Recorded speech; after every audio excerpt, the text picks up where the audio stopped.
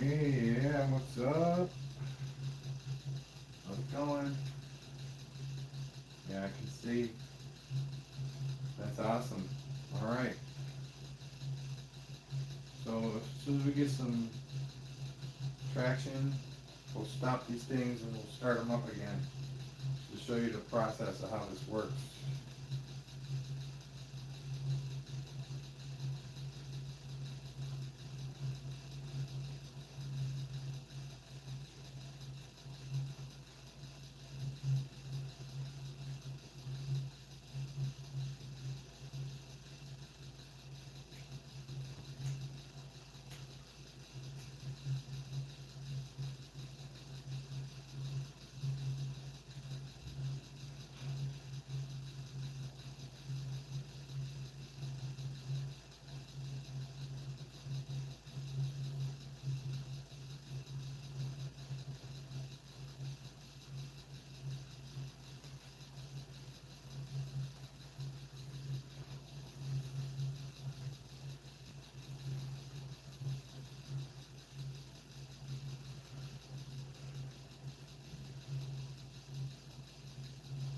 All right, so I'm gonna use the tachometer,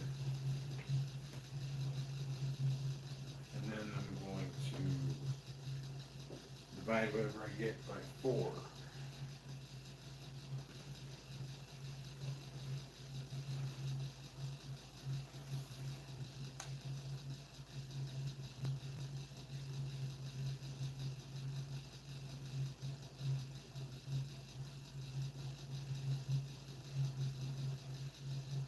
So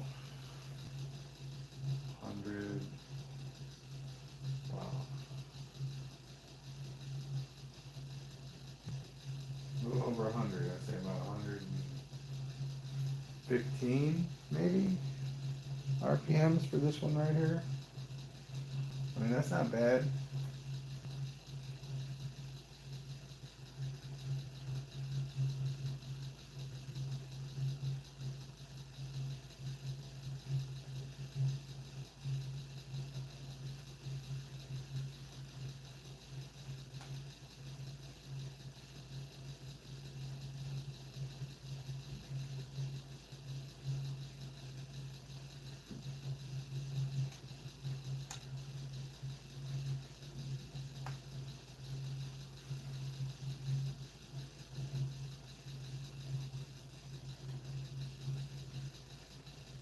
All right, so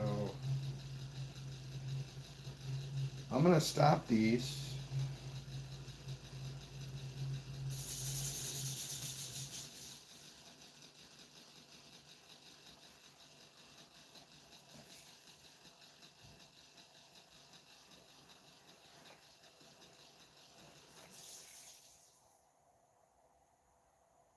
And we're at 12.9 volts in. Okay.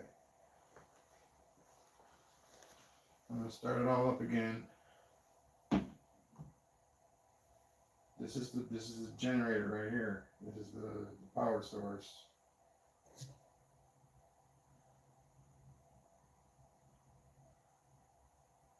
Stabilize.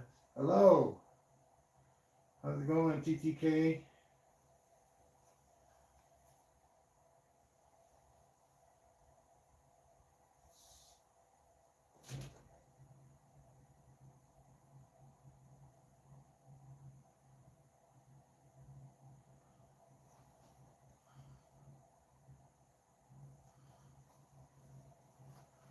See, that'll start spinning on its own, this one right here. Thank you very much. Appreciate that.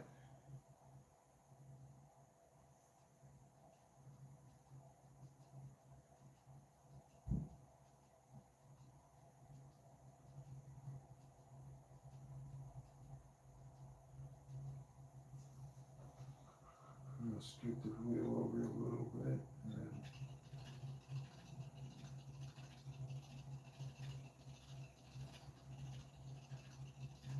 Now, what we're looking for, how I have this set up is that there's 2 connections to the power source. One goes to this wheel, the other one goes to that wheel.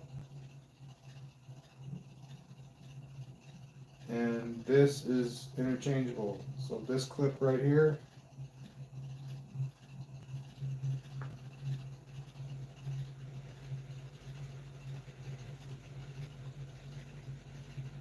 woo! Alright, so you can either do it like this. You can either ground it to the loop, which that pulse motor is in a loop in the generator side of that pulse motor. So that pulse motor is essentially running this pulse motor. This was the third pulse motor I decided to add. And I'll ground it to the loop, and you'll watch it speed up. But it's got to be grounded somehow. It can either be grounded to the generator loop, which is powering this pulse motor, or it can be grounded to the power supply.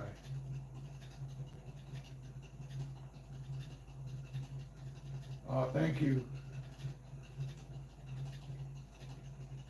Appreciate that. That's Mammy, right?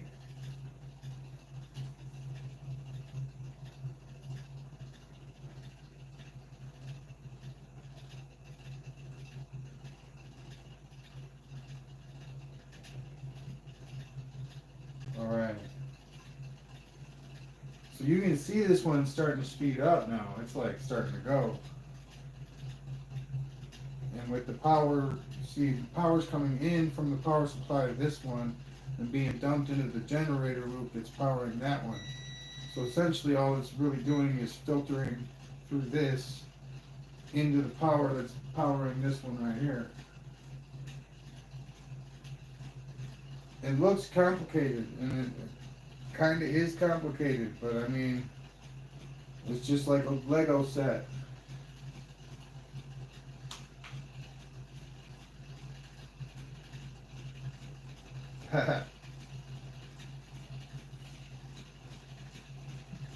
Oh, thank you, Ronnie. When I finally got this one to start spinning, it took me like 2.5 years to figure out that I didn't have enough electricity to do it. So I just stacked a bunch of copper on the generator side and went for it. Which, actually makes this more or less a generator slash transformer. Then, that has a motor component. It has this coil and two strands of two other coils in the drive, but the rest of it's all of the generator. And that lopsided configuration with essentially being not connected to one another, the drive and the generator circuit are not touching each other. It's just like a transformer. The only connection they have is the rotor, which is not a physical connection. It kind of is. It's a magnetic connection. It's an electrical connection. But there's a lot of air there. Physically, you can't. They're not touching each other.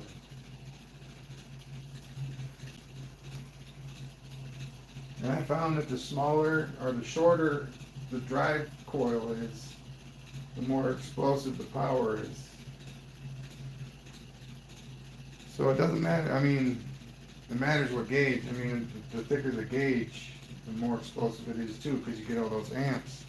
And as soon as it grips, man, it's gonna tear a freaking hole in space. Anyway, like, if it doesn't blow everything else up before that happens.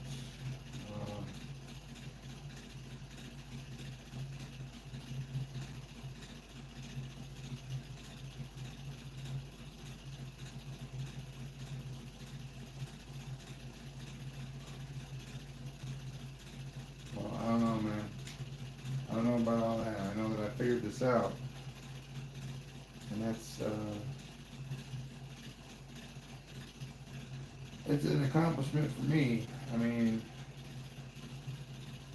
and then the fact that I've got two of them basically hooked up is freaking blowing my mind. I mean, this that it's drawing power directly from the power supply, but it's not grounded to the power supply at all. I mean, none of that, none of this electricity is grounded to the power supply.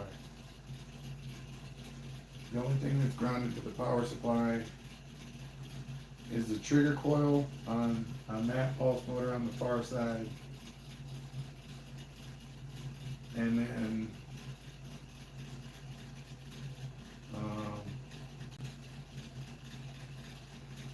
that transistor that's running the drive over on that pulse motor. That's the only things that are grounded.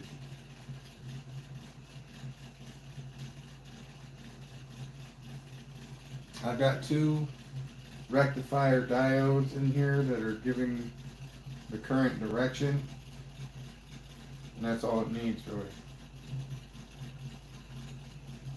I mean, if it was just one on the other, I would hook up a bridge rectifier, and then you hook up one side to the AC and the other side to the DC, and you're good. Boom. And what I mean by sides is, I mean one pulse motor on one side, one pulse motor on the other. You're generating DC, or you're generating AC from all the coils. So you got the AC side, and then you're running everything on this side with DC, so you got the DC side. Pretty straightforward, but it took me a while to figure out exactly how to hook up a bridge rectifier. You know, being who I am, I thought I knew what I was doing, and I didn't factor in that it's a diagonal hookup. And it, it took me forever to figure that out. But I did it, and I just need to freaking find out where I put the bridge rectifier.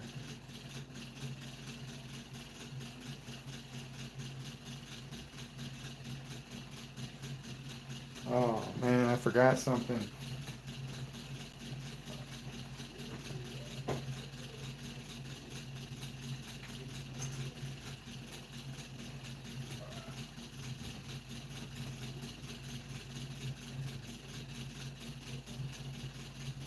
I hope it's lit.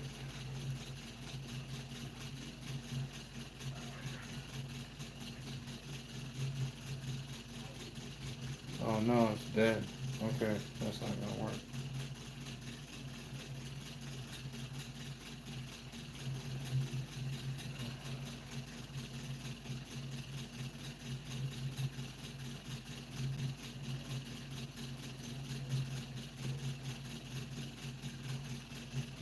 Well, I'm gonna try and charge up my mic. So when I go on the other side of the room, you can still hear me.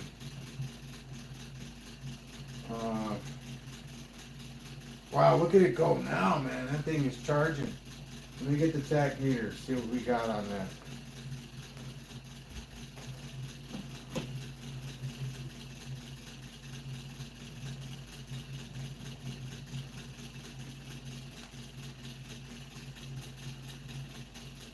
Alright, so 105. That's on 105 right now.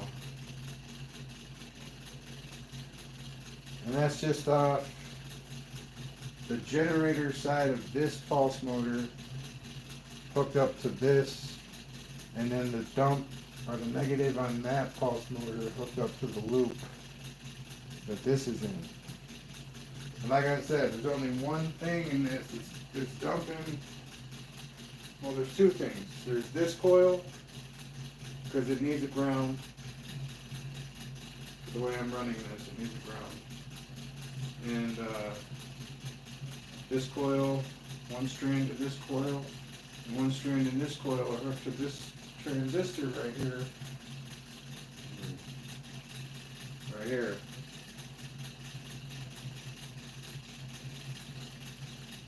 And that's it.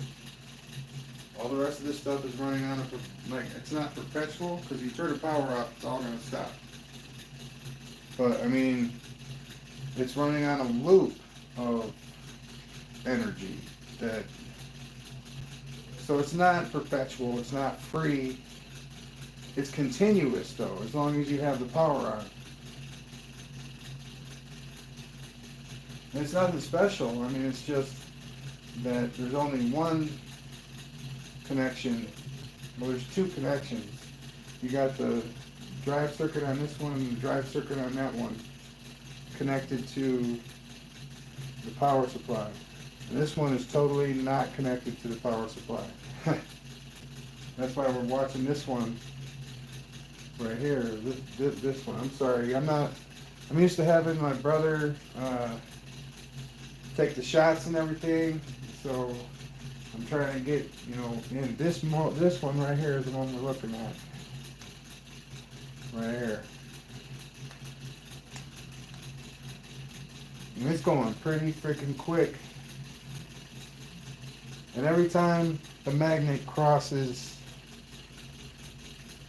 this, the reed switch, the energy is free to flow again. And that's what it's doing, it's flowing. It's not dumping, it's not grounding, it's just flowing. I never thought that would be possible. I never thought that was a thing. Like, I thought that was something that people would call a scam. It is not a scam. And it's not really that big of a deal either. But I am running all of these pulse motors on 13.6. Or no, 13 and then 0.6 amps. So 13 volts, 0.6 amps.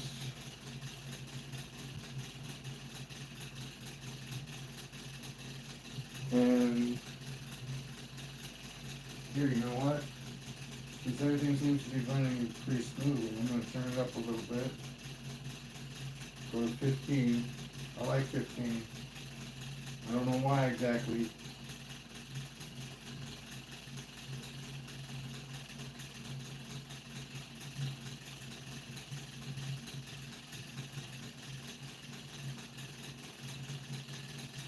We'll see where it's most. What I don't get is that when the energy builds up, it's like, is there a capacity to the transformer over here? Is there like a capacity? So if I turn it up to 25 volts on the power supply going in,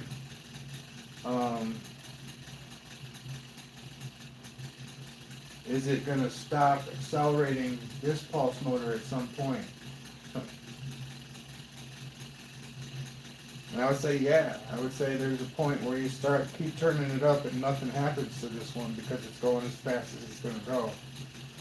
And I guess that's either the capacity of the reed switch right here, which we are like many thousands of RPMs away from getting close to that.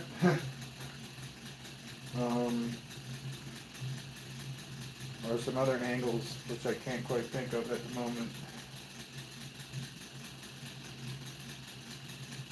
Yeah, let's get another reading in a minute.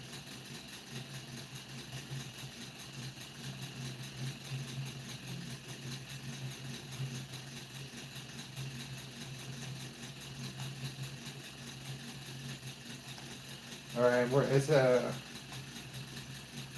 534.7 on the low end. Okay. Wow, that's.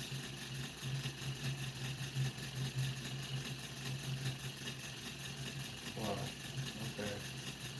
I have no idea. My math isn't clicking right now. But if you do take that number and divide it by 4,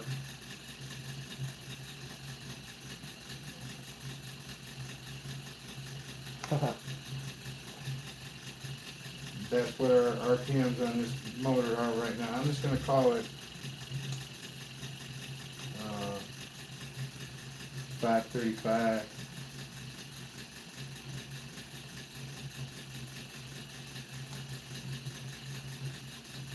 Wow, okay. Now it's going at 486. How the hell did I get? Yeah, I don't know about this tachometer, man. Trust it's 486 though. It's a frequent one.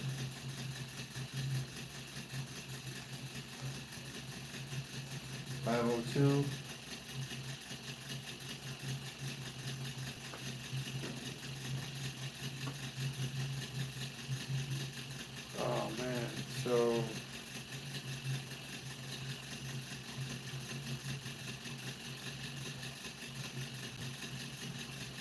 125?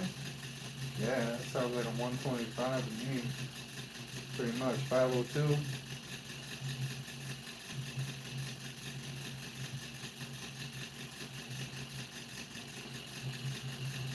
Let's get one on this one right here. Let's do this bad boy.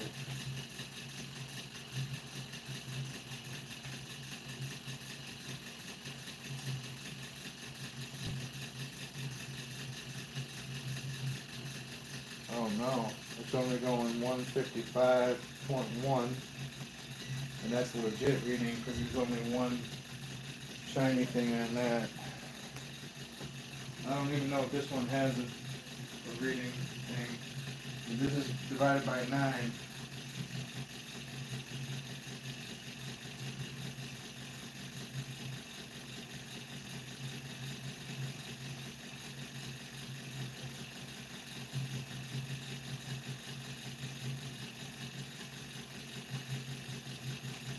3,663.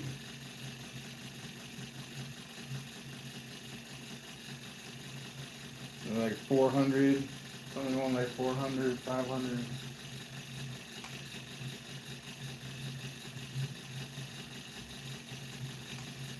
Yeah. Wow. Okay. So that one can go a lot faster than it's going. And look how much output we're getting. This is what I'm judging as output. Is this pulse motor?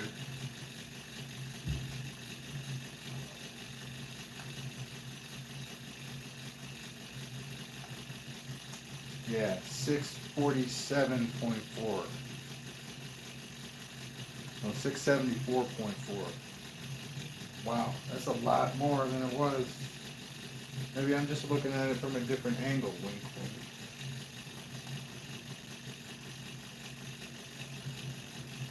Wow, that's 2 for 674. Now if I go up close to it, let's see what happens then. 582.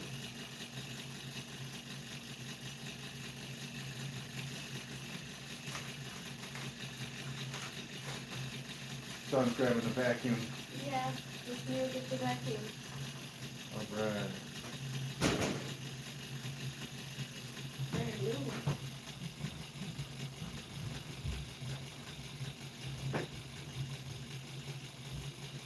Alright, so I had an idea. It says both the white one over here that's running vertically and this one over here that's running horizontally, they're both 9-inch rotor or 9 magnet rotors. So the setup would work the same for both of them. And so I've interchanged them already. You know, I've had that one in this position and I've had this one over there. And I'm just thinking this one's going to generate so much more energy than that one that it's not even really a competition of which one's going to go here. It's like the magnets are so much bigger. I wouldn't necessarily say they're stronger because it's weird how I see it. But I mean, the cubes got their place and they're very cool.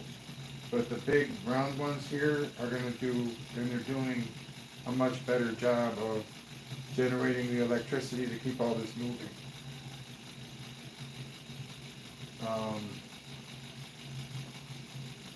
But yeah, man, I had the cube thing going 1,000 RPMs plus. For sure, man, it can move. And it's more balanced and more flat. It was made on a better printer.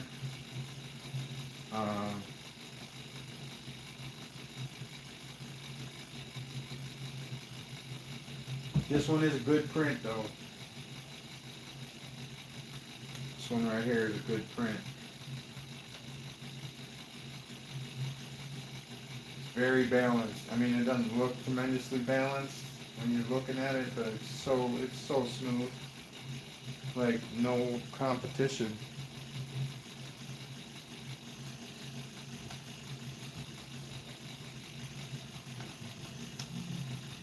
585.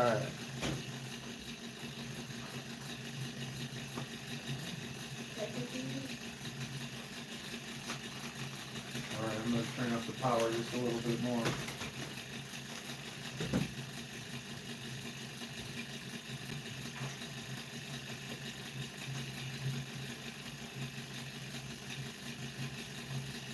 See, I got transistors that'll handle, I think 12 amps.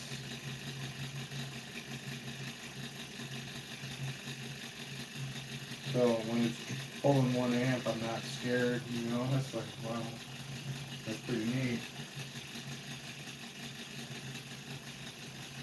Oh yeah, what's making that click noise is my homemade switch, and you can barely see it, it's right here.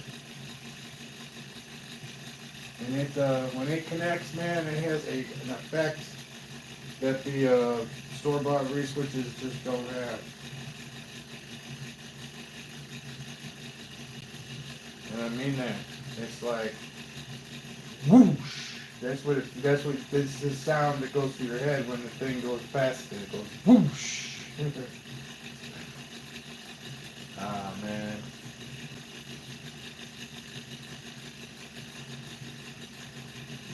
Because earlier today I was running it on half a volt, not even half a volt, it was less than half a volt, it was 0.48 of a volt.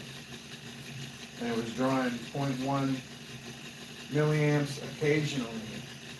So it would drop below 100 milliamps very often. And it was great, man. It was moving like almost as fast as it's moving right now. And I am talking about this one right here. And the reason you can tell that it's moving is that the reed switch is on this side and it's moving this way. That means it's on. Okay, that means it's working. Because gravity isn't doing it. It would be if the reed switch was on this side, that would count. But it's not on that side, it's on this side. So it's different. Alright.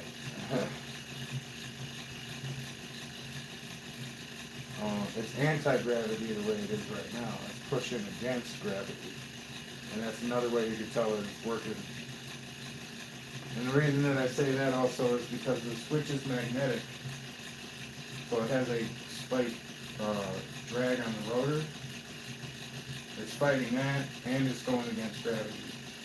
I mean, the coil that's under there is one strand of 16 gauge wrapped 250 times. So like a whole 1 pound spool of 16 gauge. And that's what's driving this pulse motor too. Except we got 200 turns of 24 and then 200 turns of 24, and the next one is pickup coils, which drop the amp draw significantly to have those pickup coils. Without that, it's like way more inefficient than with them. I mean, you're spending way too much energy. You don't need to spend that much.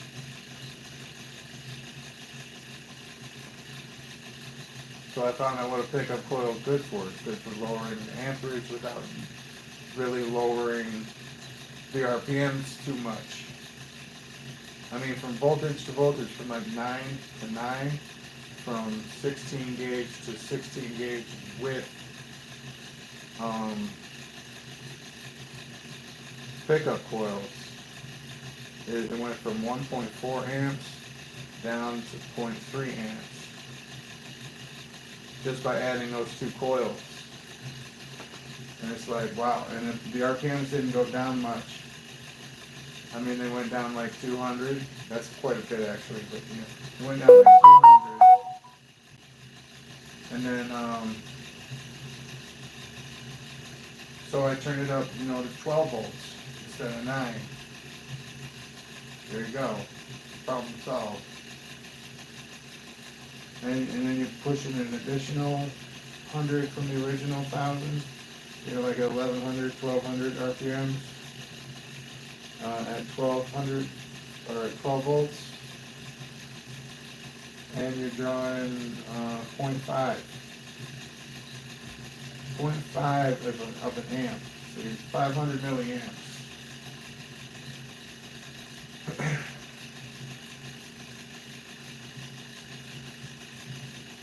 Alright, let's get another reading on this one.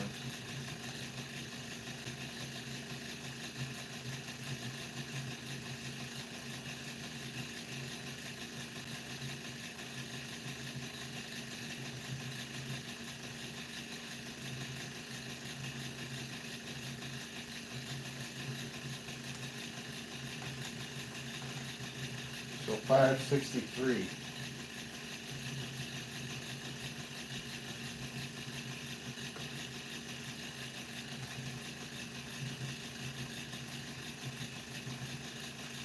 $174.8. I'm sure that one's going like maybe 700 now.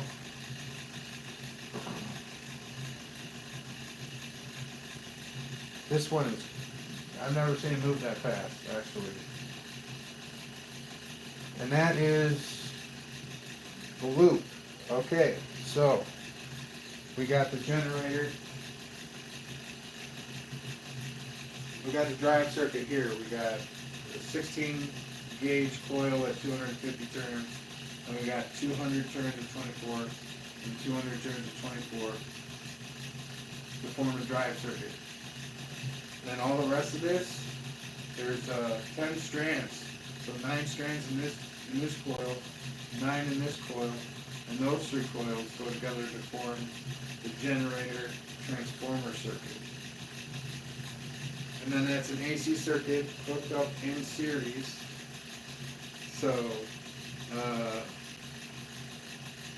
it goes bing, bang, bong, bang, bang. And then you take one end, which is right here. I'm not going to touch it right now, that'd be stupid. But like from 2 of that one, the end of this one,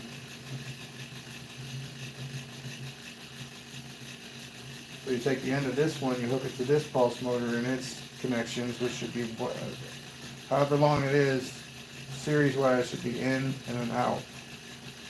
And that's the simplest way to do it, so that's the way I've done it. So you take the generator and you put it in to this one directly, through the reed switch and out. And then there's a diode right here. So when it comes out, and you can connect more than one out to it. So when the energy comes out, it'll go back around to the beginning of the generator over there. And so,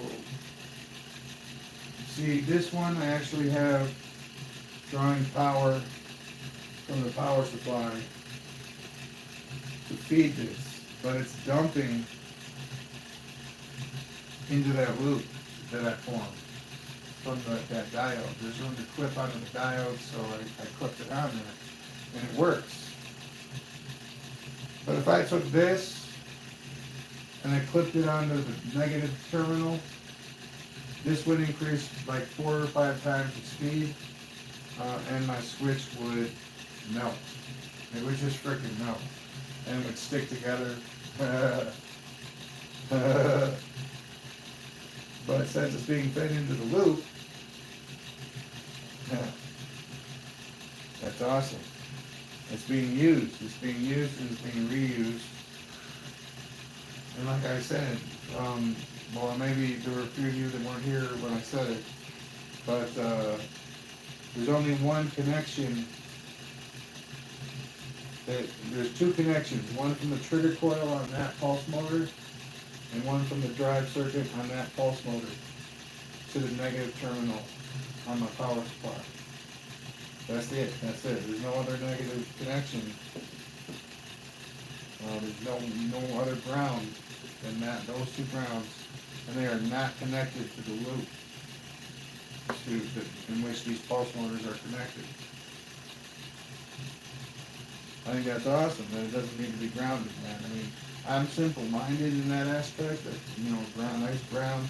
Like if I just grounded this right now, it'd work 10 times better than it's working right now.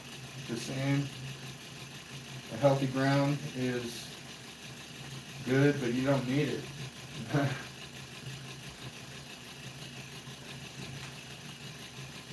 Sodium?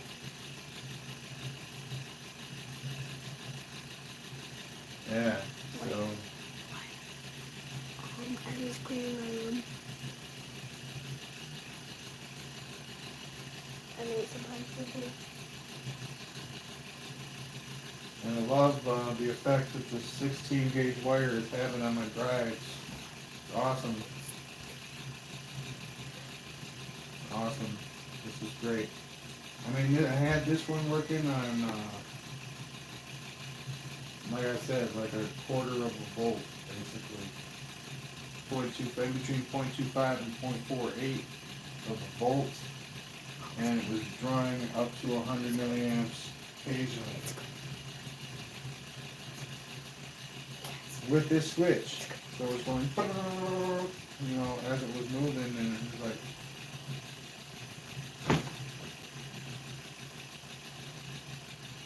all right, so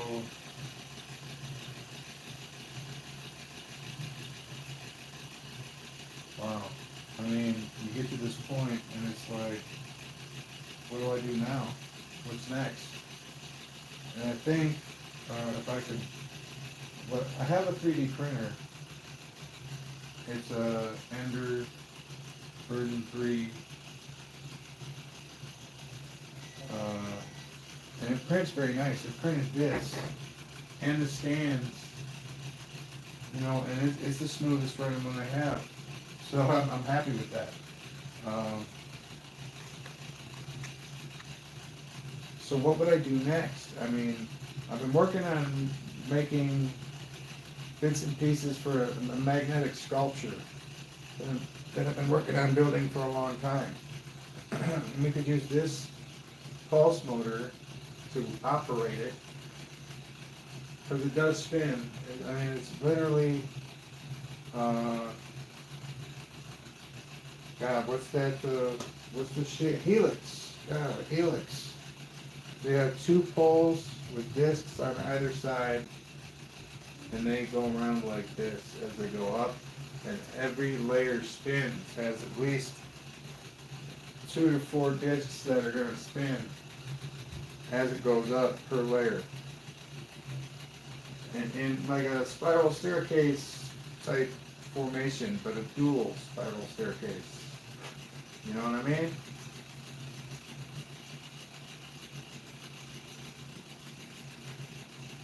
But every time I print one of the thing pieces off, there's always like something wrong with it. I haven't tried it with the Ender yet.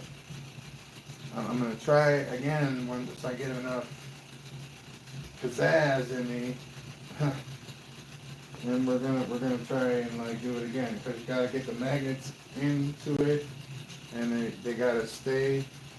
It's good to have a little bit of the magnet sticking out, so you gotta factor that into your design,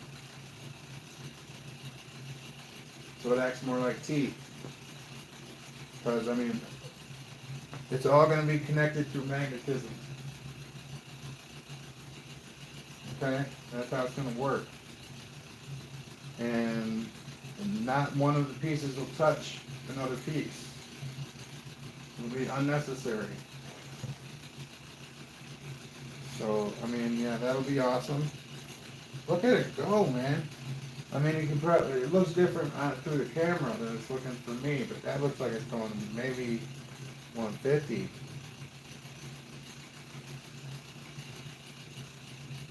Wow, I've never seen it move like that. But it is like 17.1 volts in and almost an amp in. I would assume that it'd be moving pretty quick.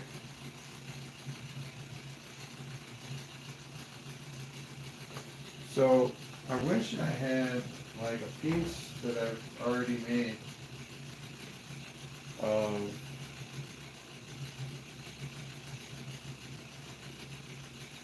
the sculpture, because I had a piece with magnets in it. Oh, I think I know where the piece is.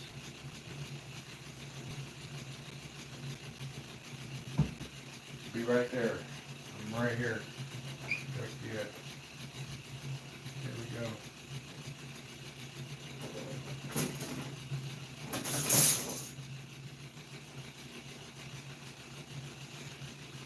sounded bad, but that's okay. Some poles fell over. See, this is it right here. And I even drew the little skull and crossbones on it.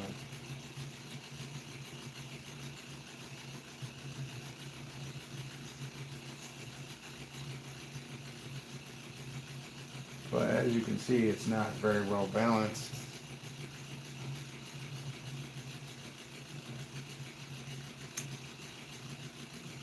But let me see if it'll catch with the 4. Because if we can do 4, then I can use all these 12 bangers.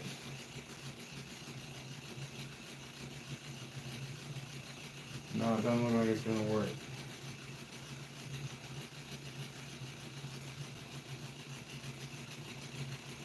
So, this is the basic idea of how I'm going to do it. And so there'll be layers, like on either side there'll be a disc. And then as it goes up in layer, it'll shift one. And then it'll shift again. And then by the time it gets around to where it was, it should be like right on the pole, right in sync with everything else. On the pole that you started on. Alright. Wow, I got a rough tickle in my throat. I think I'm going to turn up the power a little bit more. Hey, hey.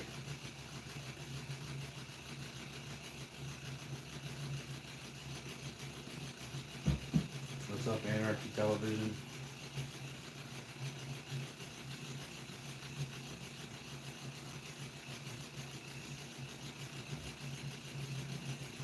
Alright, we're going to turn it up to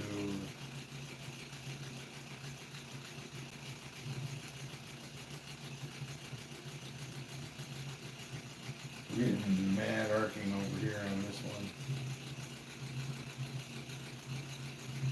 We're at 20 volts, 1.1 amps.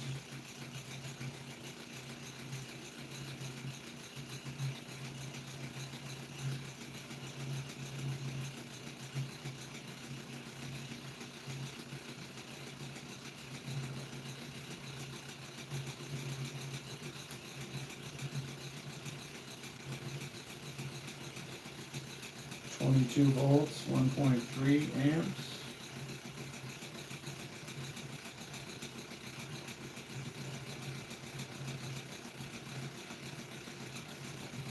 Alright, I'm going to get a reading on it now.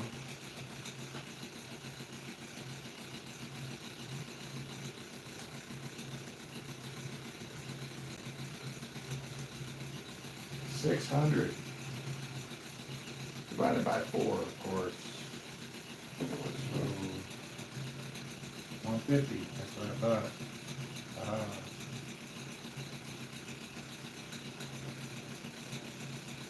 But that's awesome, man. That's running on generated power, which hasn't been pre-calculated in any way. I just jumbled these coils together. But I'd say it's close to 50,000 turners. Maybe? No, 25,000 turners. Because that one coil on the end of the pulse motor on the far right is 22,000 turns. Hey, what's up, Michael Jackson? This is pulse motor orgy.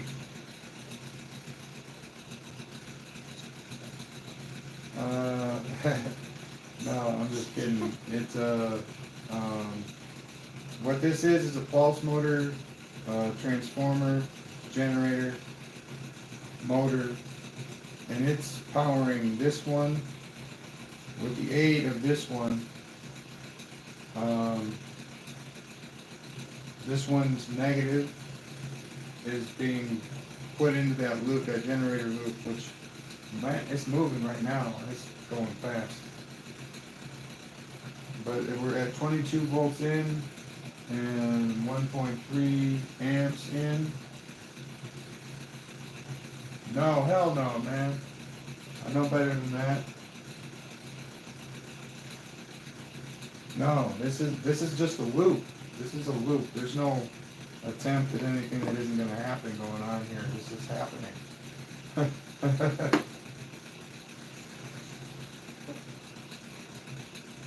This is so real. No, this is not an over unity. I'm not measuring the output, but I know that the input and the output are going to be skewed because it's a transformer. So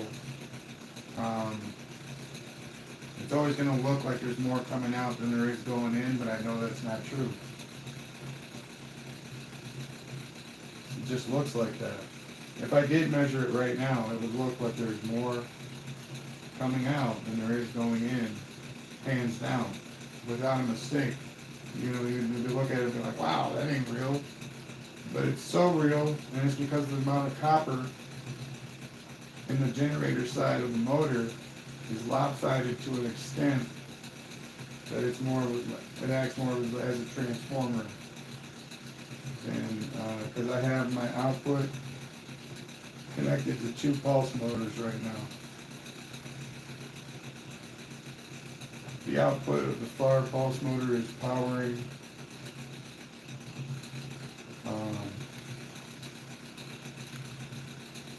this pulse motor.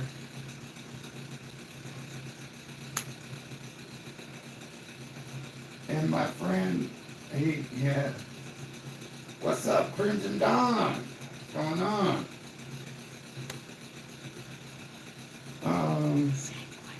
This isn't a very complicated way to power a pulse motor. Hands down.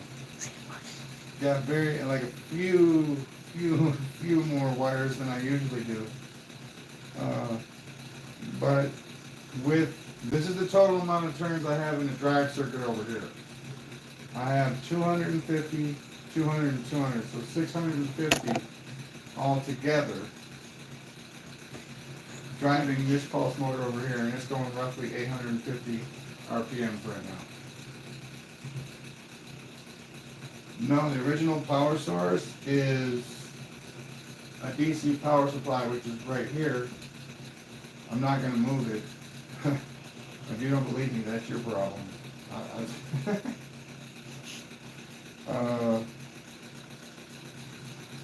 Well, maybe I could lift it up. I hope I don't shock the shit out of myself.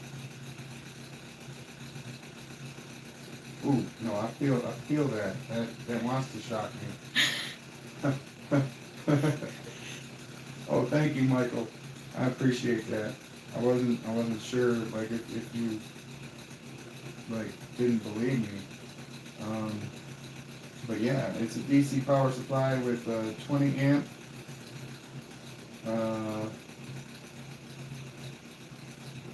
draw on it, so it will go up to 20 amps, and it does 24 volts.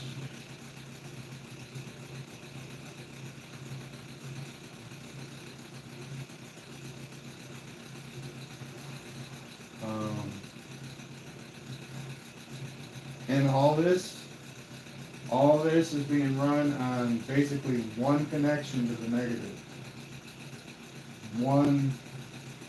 I have an Eve model power distribution strip right here, and this is plugged into the positive right here. There's virtually one main connection to the negative, and it's running all 3 of these.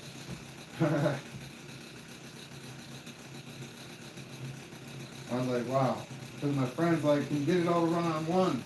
You get rid of all the wires around everywhere. And I'm like, yeah, well, I'll give it a shot. And it works, man.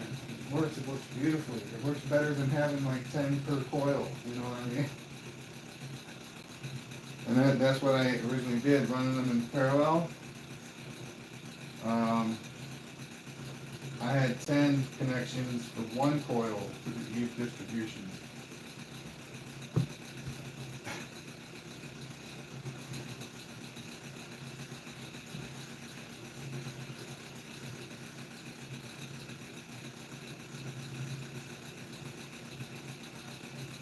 Oh, man. Message. Oh.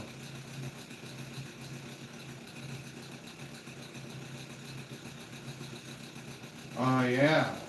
Currently running it with 4-magnet pulse motor. Oh, you mean like a proper DC motor? You mean like something I would buy at the store? Yeah, I'm running on with I actually have a 100-watt light. We could try that out, see if I can run the motor and the light at the same time. That would be cool. Message.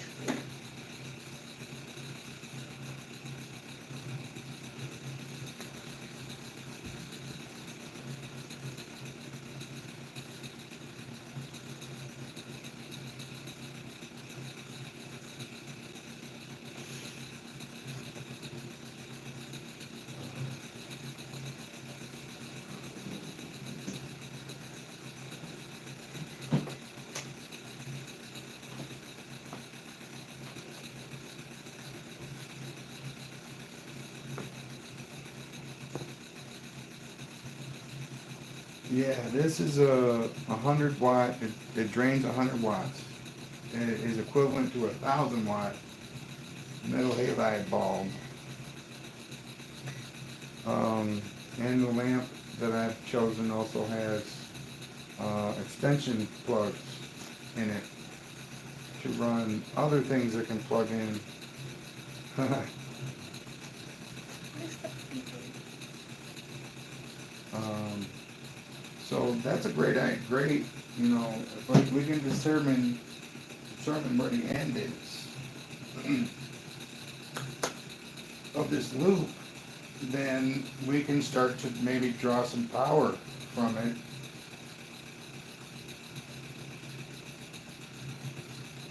And, you know, there's going to be a point where you're drawing too much power for it to work anymore. But I would love to see if I can run this 100-watt light.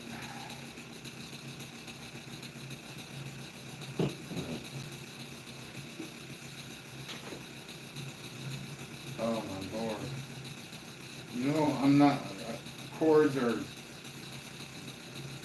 catastrophic, man. Yep. I have nightmares about cords.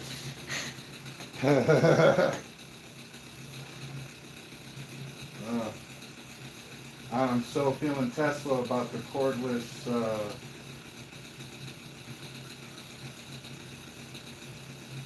well, it needs power, you need power. The loop will not run without power.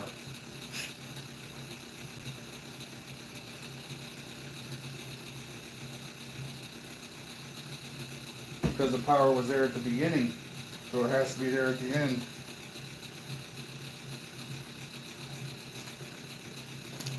Now, if you start it up at the beginning without power, then you have something. That is something special. Because then the power isn't part of the equation. You get what I'm saying? But if you have power when you start, you can't cut it off, or you have to totally compensate for that power and then some. Maybe I can build a transformer that can do it. I don't know. I've always wondered about that. But, you know,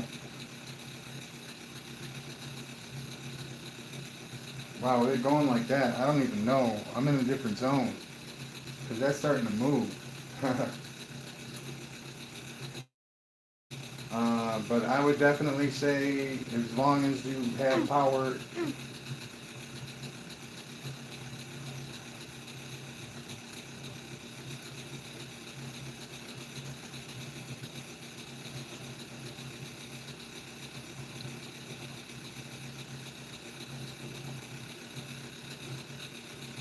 Well, I'm with Tesla on the fact that the wires are driving me freaking crazy.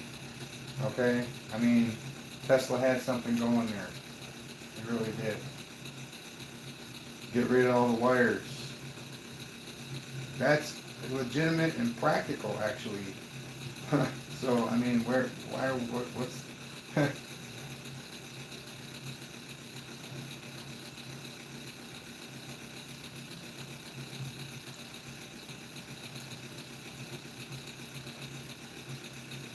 All right, I'll give him a look. Thanks for dropping the name. I appreciate that. I'm always into what the idea is, but you know, it's like I've always looked at it like this in regards to taking the power out of the equation. If the power was there at the beginning, you have to compensate for it and then some. If you take it out somewhere in the middle or at the end.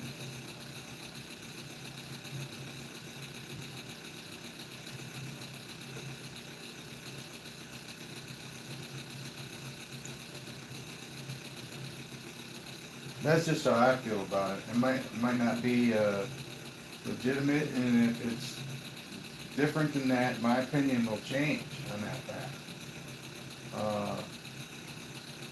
But from the way that I've been taught, there's always been a spark of some kind needed to initiate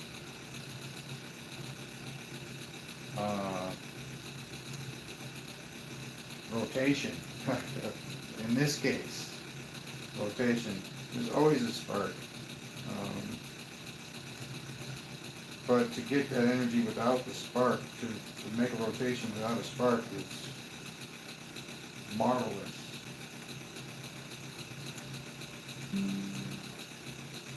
No doubt. So yeah, I'll definitely check them out.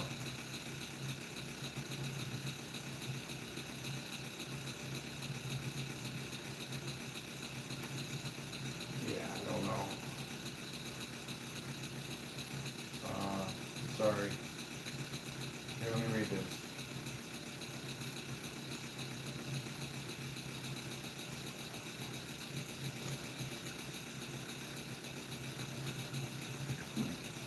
Okay. Can I ask a question about Ashton? Is it along these lines? Is his work along these lines?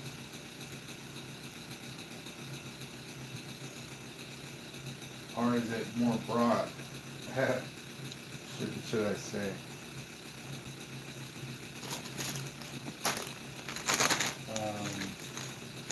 Yeah, the free energy is kind of broad. There's lots of different ways people are looking to get there. Is it more along the lines of electrical, or is it like atmospheric? Is it nature, gravity?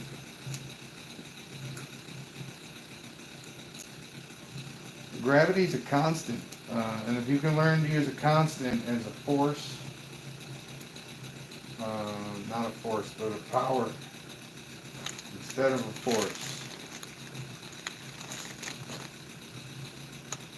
so then it becomes the power of gravity instead of the force of gravity.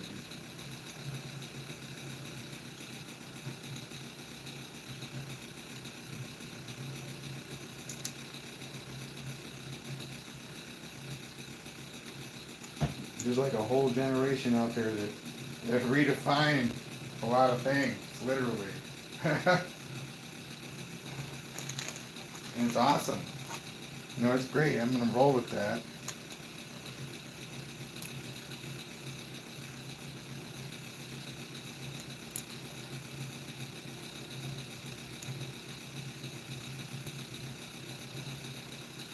But I'll definitely check it out.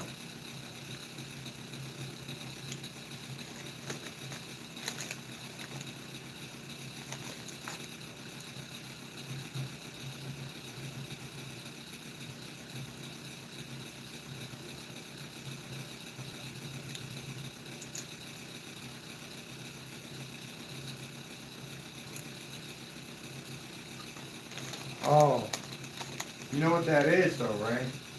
There's another word for ether. And it's a word that I correlate with ether myself, and that's everything. Ether is everything. Because here, you know, I'm putting this like, 10 inches in front of the camera, right? And then at the same different time, I'm 10 inches in front of the camera, right? So how can and this exist, you know? And then you start having problems when they start being same time, same place.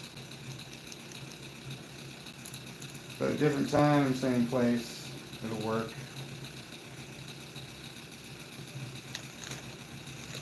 See, it's like that's where,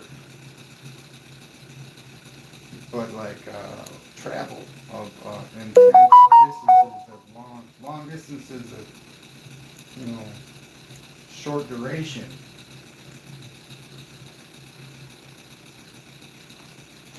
You can use your mind to do it, because it happens inside your mind, and when you actually manifest it Here's in, another message. wow, is that what I'm picking up on? That's awesome. That's Hour and 1 minute. cool, man. Want to have one? Sure.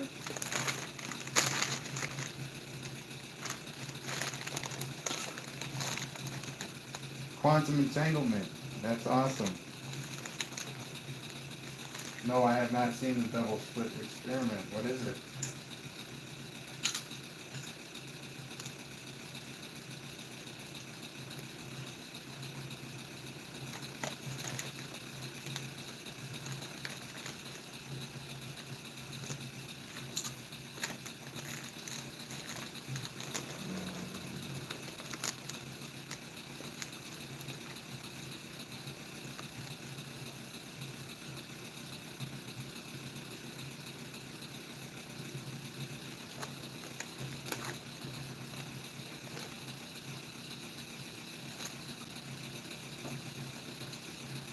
Here's the food. All right. So.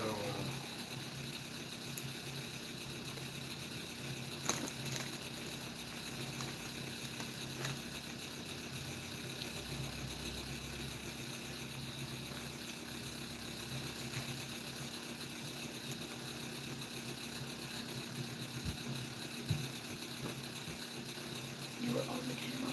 I think I'm just going to ground this light, actually.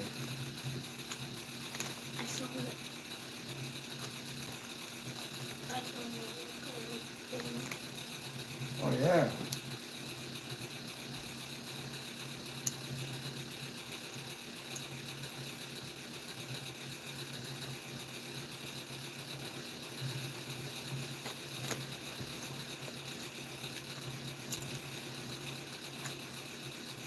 Um,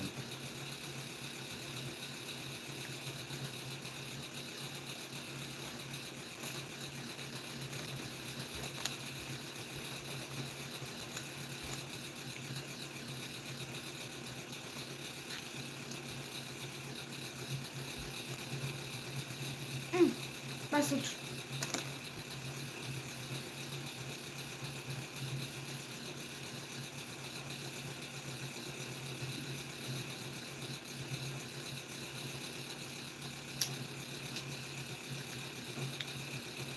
yeah, sounds like it would. And I'm into that. That sounds like fun. All right, let me see here.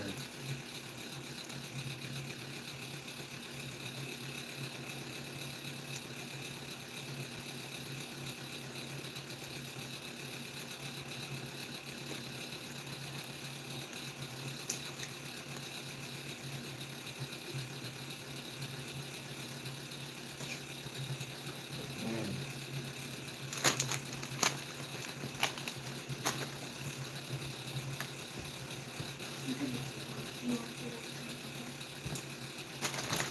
All right, we got it grounded.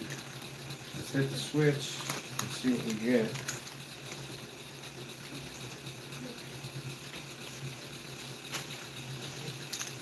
All right, Michael, thank you, my man. I really appreciate you stopping by.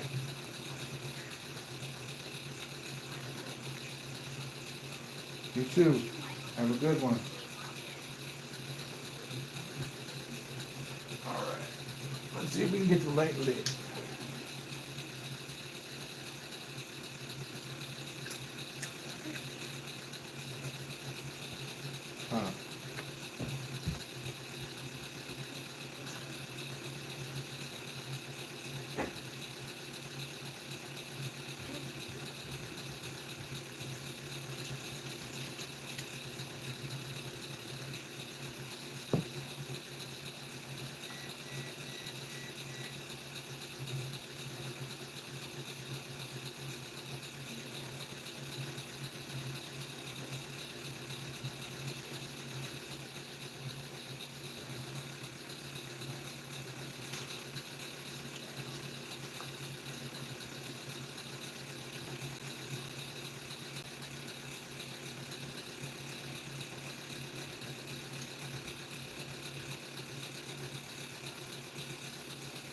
That didn't work.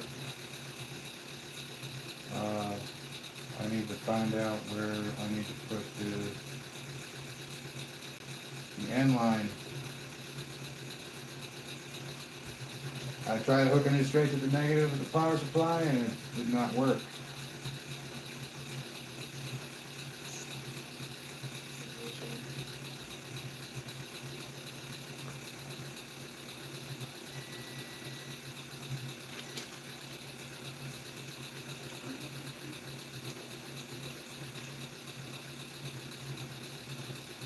Alright, I'm gonna hook it.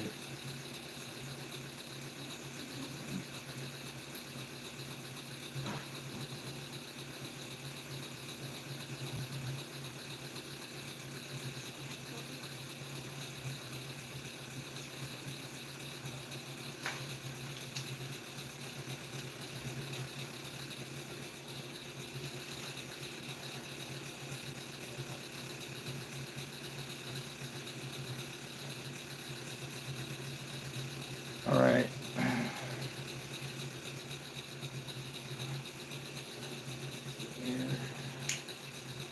There it is. Oh! We have light.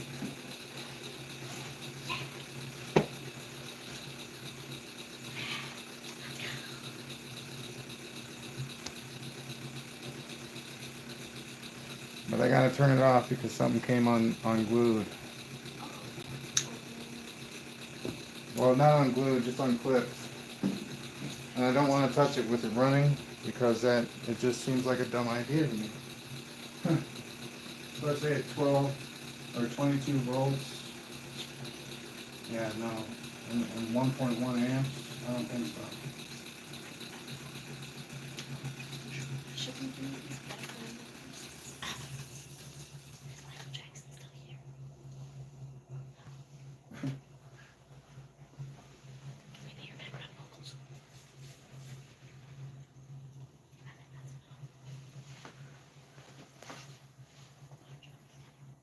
I'm gonna clip it and I'm gonna start it back up again.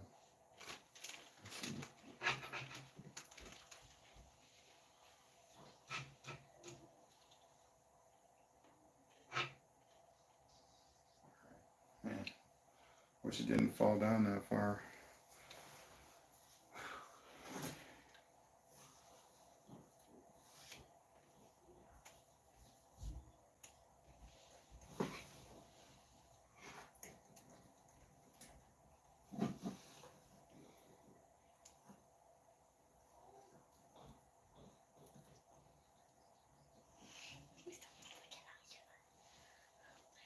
Alright, we're back in business.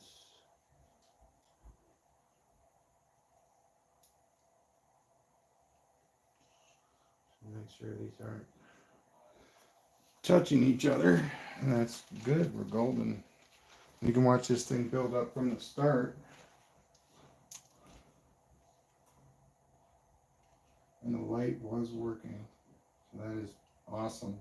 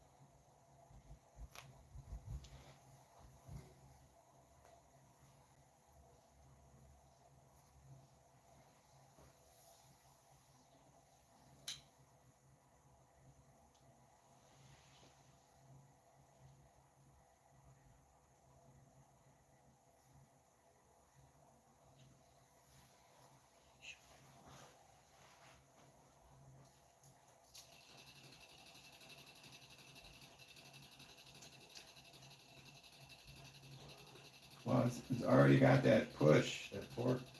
Look at it go, man.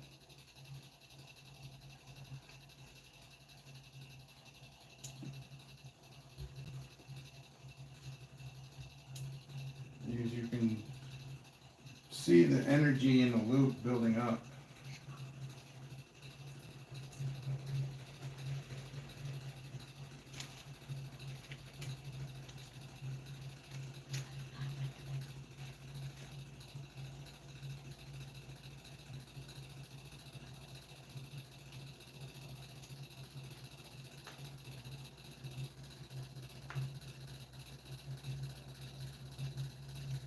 What I mean when I say the loop, I mean it goes from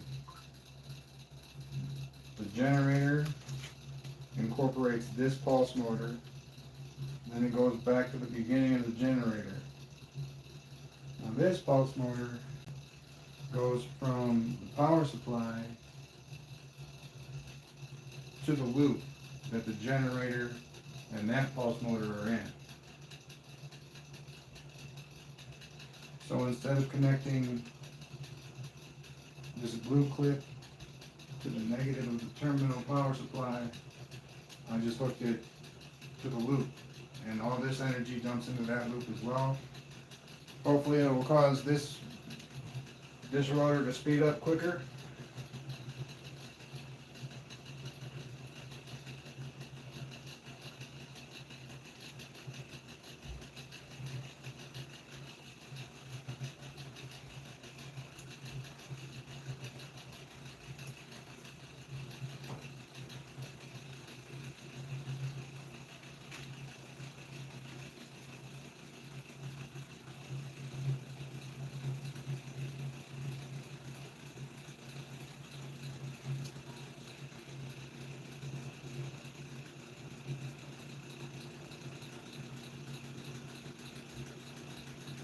Alright, I'm just turning up the power.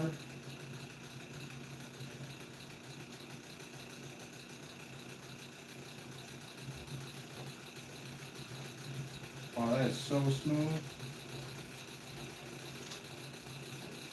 That is smooth.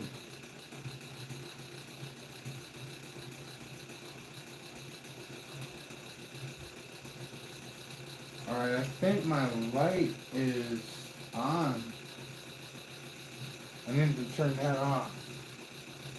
So this is it on load, man. The load is loading and it's still moving like a gem.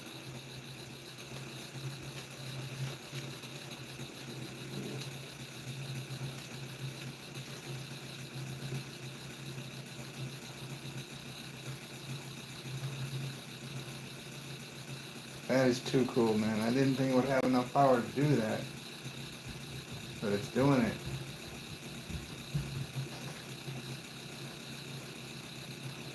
That is too cool.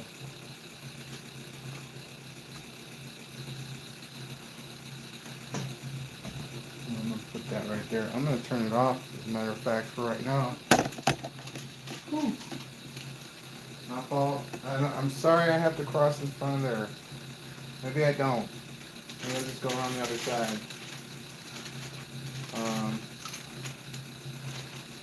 Oh yeah.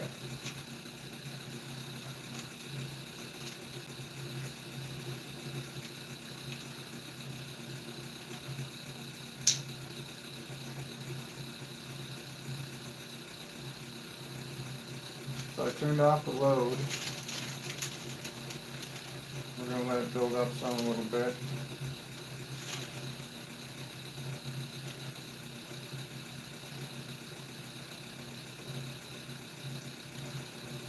Wow.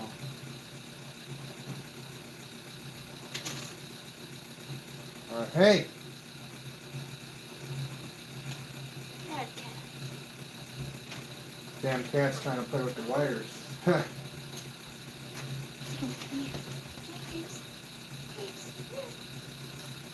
don't want it to die on me, you know? I don't want it to get hurt.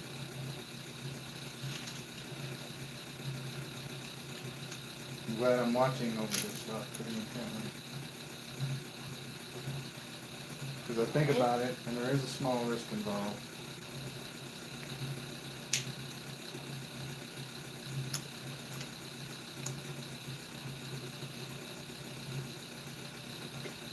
Bad cat. So, I don't know, is there... Does it speed up even more when I turn it off? I don't know. I haven't hooked the light on it yet. That was a great idea.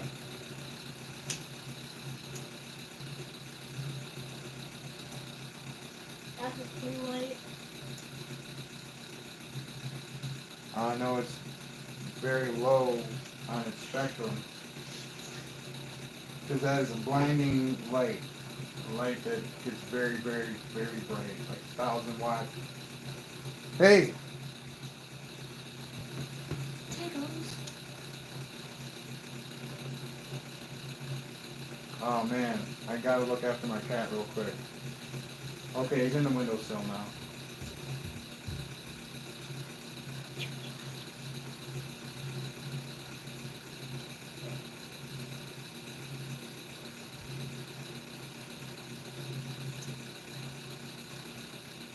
Yeah, I'm gonna have to get the cat, and then we're gonna have to get him outside, and we're gonna have to leave the door closed. No.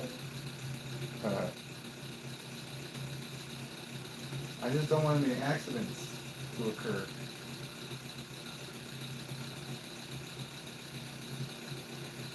So as far as I can tell, with the load and without the load are pretty much the same. So there's like a max Q of electricity that can be generated by my generator based on how much copper is in it and how fast my rotor can go.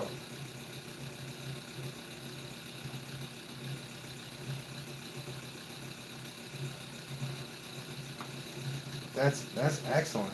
That speed is great.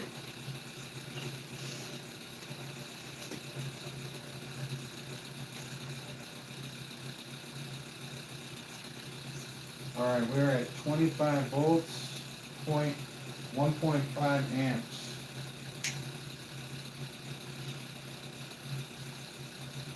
I mean, we got the light load, and we've got the two pulse, well, just the one pulse motor. This one is hooked to the power supply, but it's not negatively hooked to the power supply. It's negatively hooked to something else.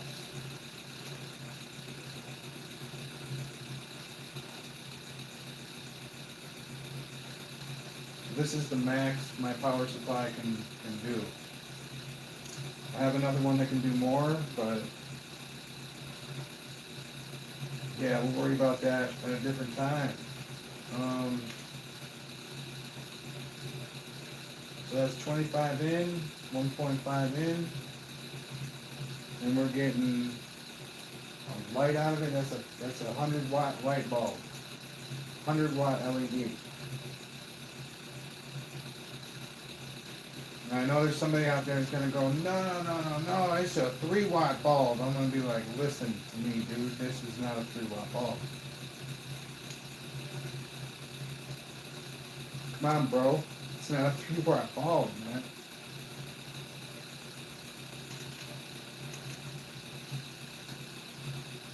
Now, I know there's some regulatory bulbs out there that are 3 watts, but this isn't one of them.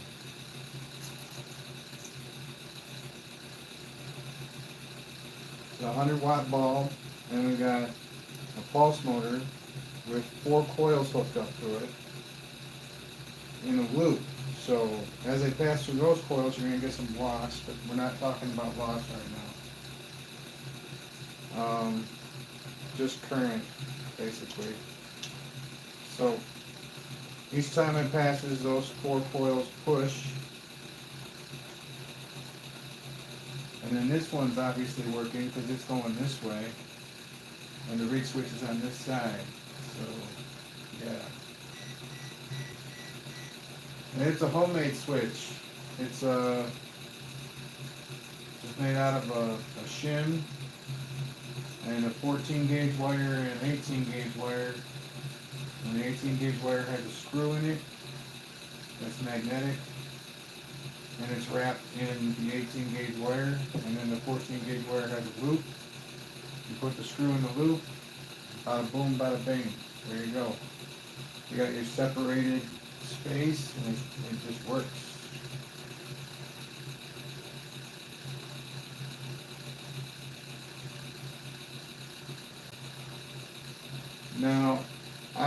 guarantee that if I unplugged this motor completely, that all this would run smoother on the other side. I mean, the original,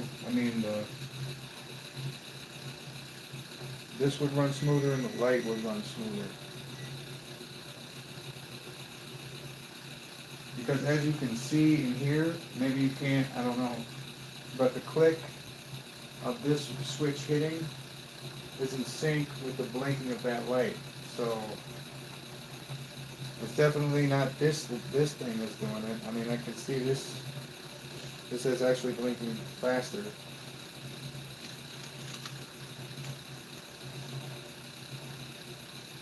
Probably because it's blinking more often. I don't know. All I noticed is that there was additional pulsing going on while running this motor. Especially when I hooked the power end of it up to the generator as well. When I hooked them both up to the generator, they depend on each other. So they need to be timed right or something like that for them to work together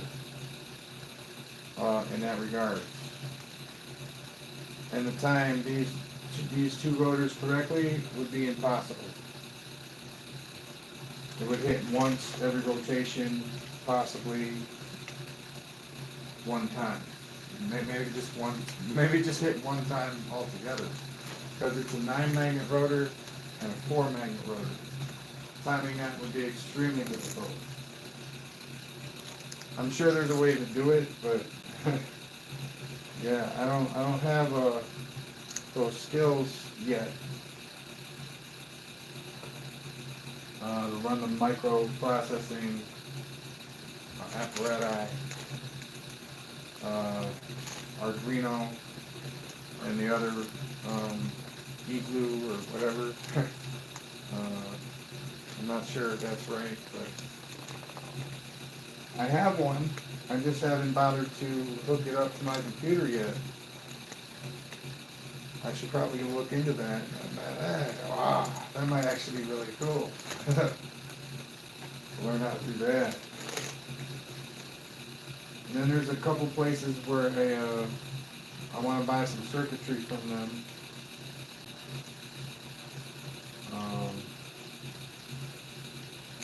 And I want to purchase a rotor that there's no way I could print myself. So I got a place for that. Got one place definitely for circuitry. I've seen it now in 2 of my YouTubers. And then, that's one thing that I would work from back to front, find out how it was made, and then try and make it myself. Because I've tried to be instructed on how to make these, and there's, like with me and like a brand new person learning how to do it. I got told that this wasn't for beginners. And I am such a beginner. So I was like, wow, how could that have happened?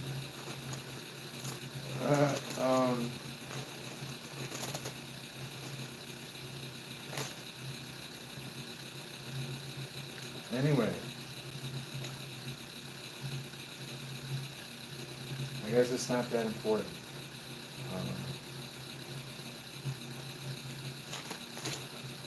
That's amazing though, that this can run on total power at 25 volts and 1.9 amps. Sorry. And this is the speed we're getting out of that in the loop. So there's a series of coiling that starts on the coil. I'm going to go over there actually.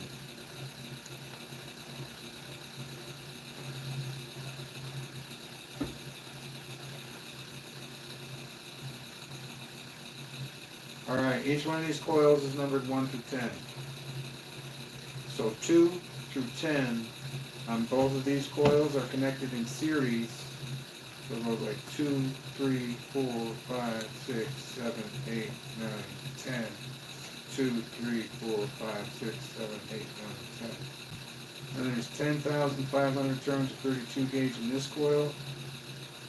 666 turns of 20 gauge in this coil. There's 22,000 turns of 32 gauge in this coil. And they all have iron cores. So we're getting some decent ampage out of just those 3 coils. Now if I get cores for these 2 additionally, well, they're hot, dude. Yeah. Whoa. I'm gonna cut this back.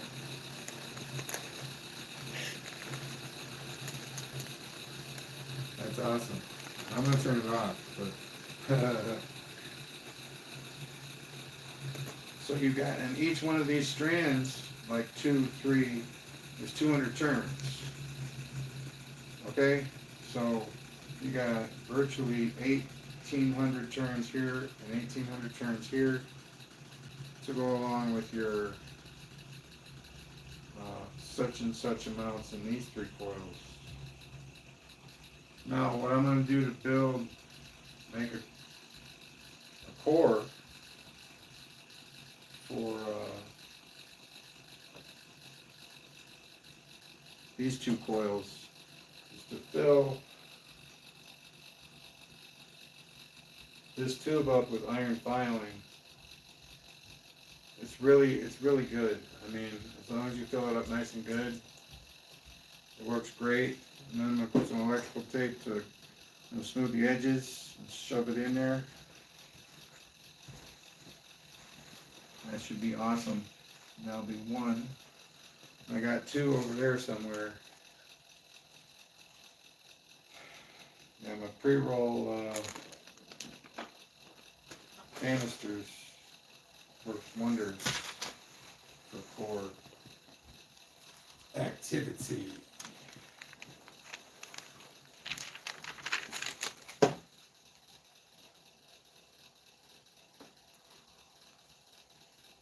All right, well, that's awesome.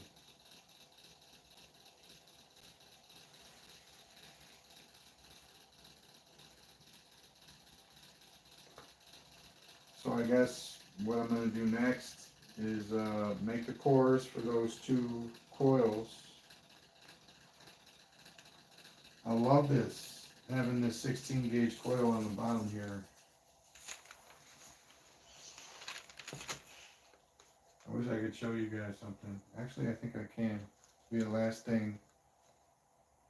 Alright, so we are going to ground this thing instead of hooking it to the loop. And I want to see how efficient we can get to run.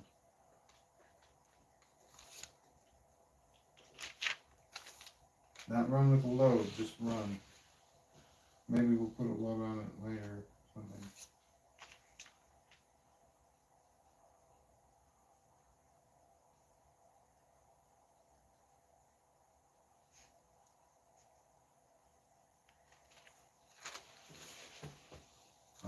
I have no idea what that means. She's asking how hot it was. Oh, the coil? It was hot to the touch. It was definitely warm. Alright, so this is 1.2 volts and 0.1 amps. And we're going to drop below a volt now.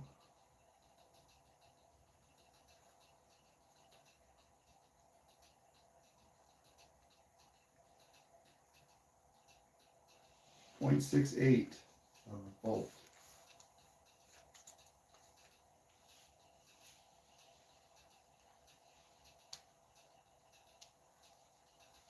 And I think this is all due to the benefits of having my homemade switch activate, do the switching. It's so crisp. It's like a matter of principle. You know what I mean? This is like a solid connection. This is like steampunk Not necessarily, but I would. That's what I image. You know, it's got to have a go after it with a wrench, kind of.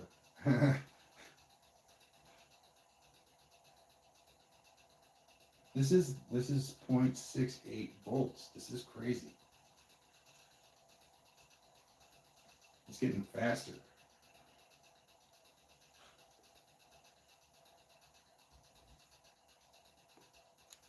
It looked like a chicken in a pot.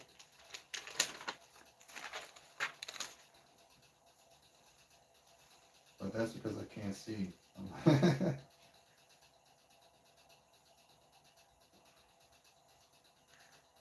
All right, 0.54 volts. We'll stop it just because we don't want it to look like it's got momentum or something there. All right.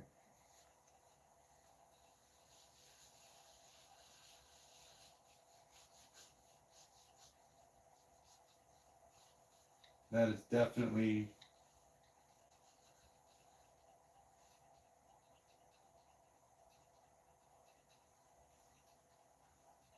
thank you.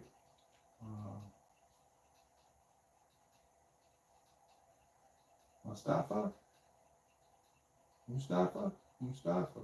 Kazi. Increase my amp draw. I think 0.2 amps is pretty good for 0.5 volts.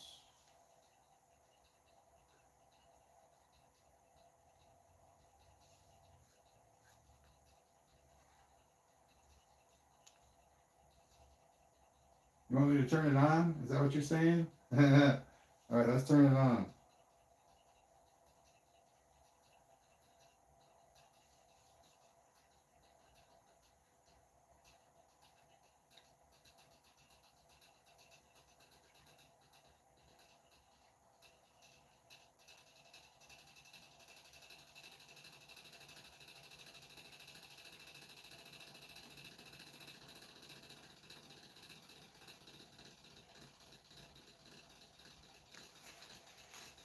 Yeah, it's almost pulling a whole amp at 4 volts.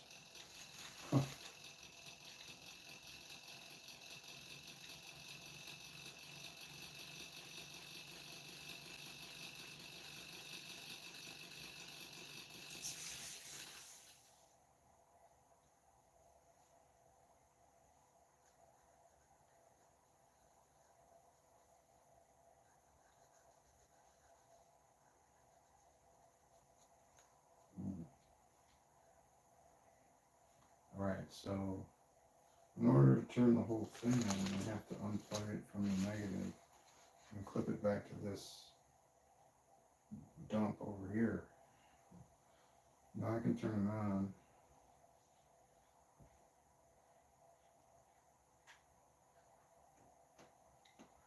14 volts in. We'll see an amp draw in just a minute.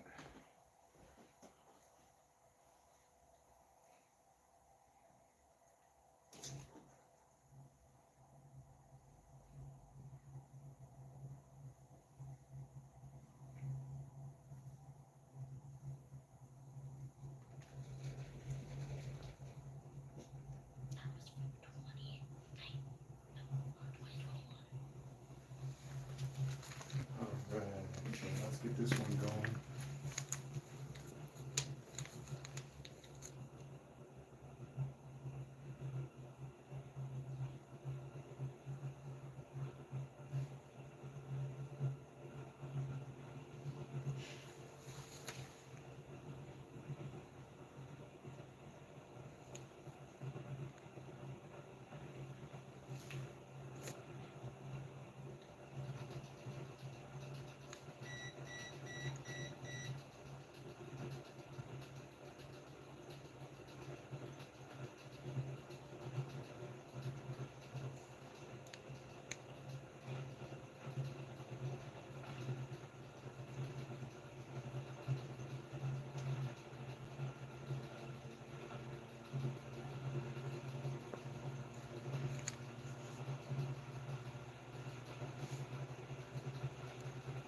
Alright, we're at 25 volts.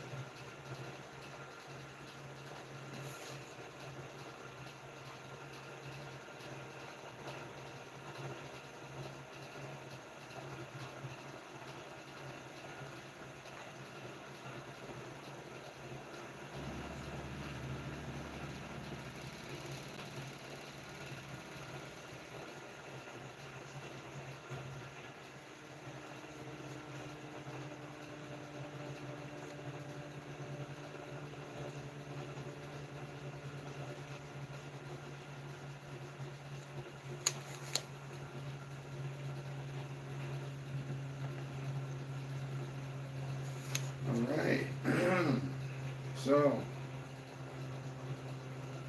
this one over here gets the main drive, so it's going fast, it's going real fast. We hook the generator up to the main drive. Well, it's not connected in any way, it's just on the same rotor as the main drive, so we get the best out of it, the most out of it.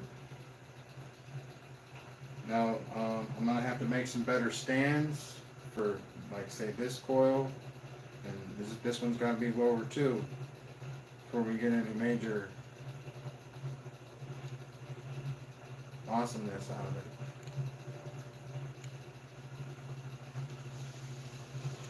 Alright, so yeah, I'm getting tired.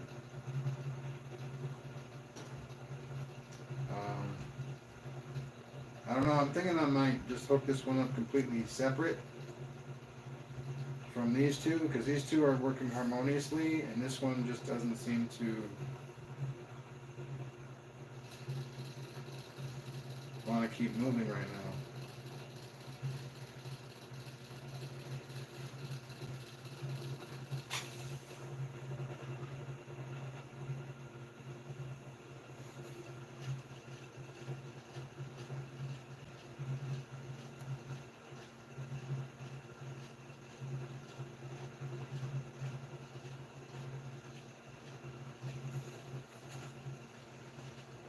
And that's the problem also with the homemade switches. They fall apart pretty easily, about as easily as the store-bought ones. Well, they're a little bit more durable, but when you get the corrosion and stuff on them, they don't work like they're supposed to.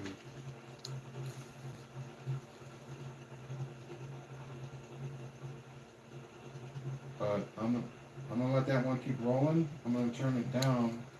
I'm gonna switch this to the negative and see if I can't get to run both of them.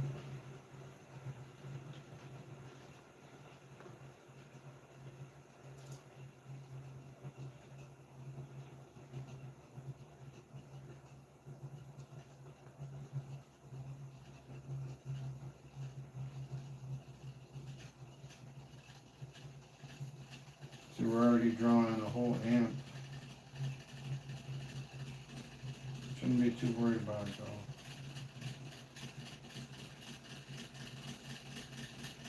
But if that switch gets too hot, it's going to stick and then those amps are going to flood. But as long as it's moving, the amp draw will remain at a decreased level.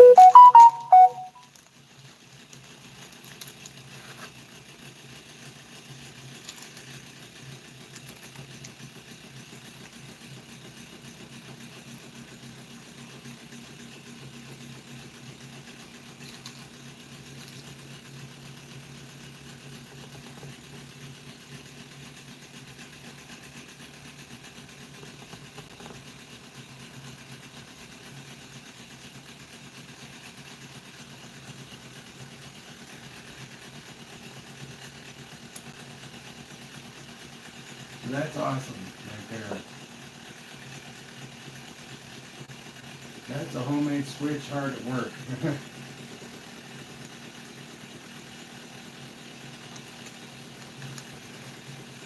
Whew, man, that's awesome. I feel great. I feel like this worked out pretty well.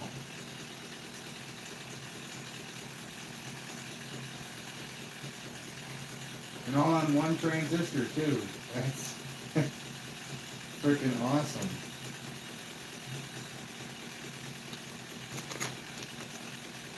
I'm used to working with a lot more than just one.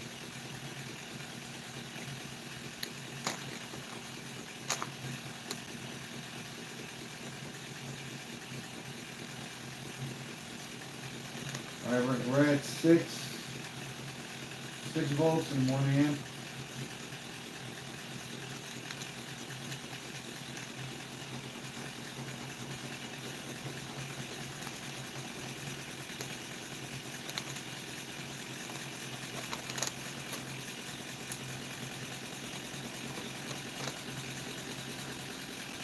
Woo! Yeah, we got them all three spinning pretty fast. Except, I don't know, man. I feel like with it being a 4-magnet rotor down there on the bottom,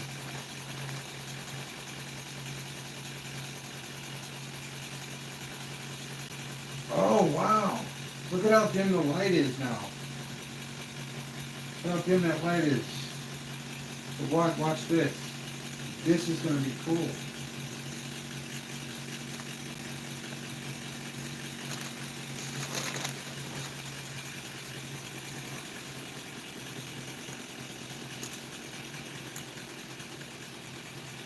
Wow, where did all the energy go? There it goes. There it goes.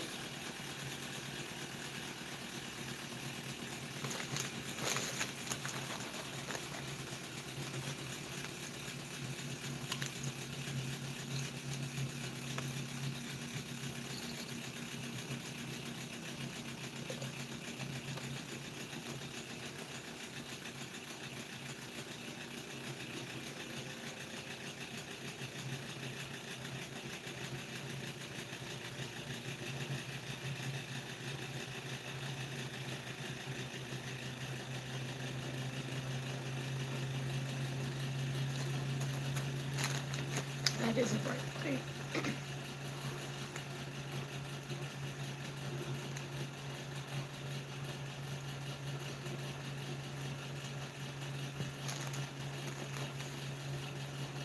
Alright, so there's one more thing, honestly, last thing I want to try, and that's to put the power supply to this back in the loop and see what happens.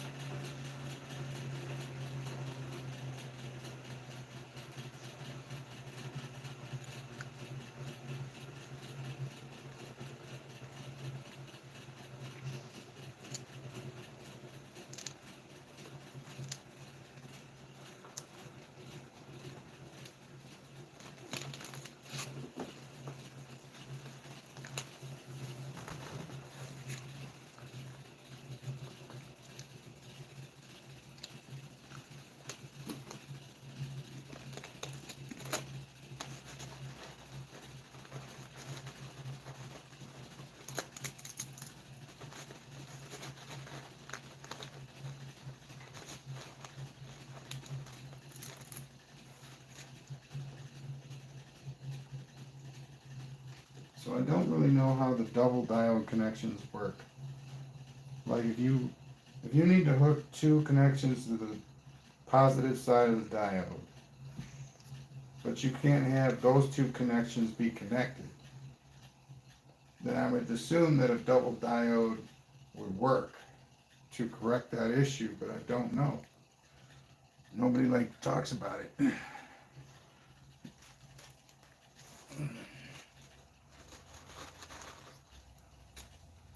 Alright, now this is all hooked together now. It's not hooked to the power supply anymore. There we go.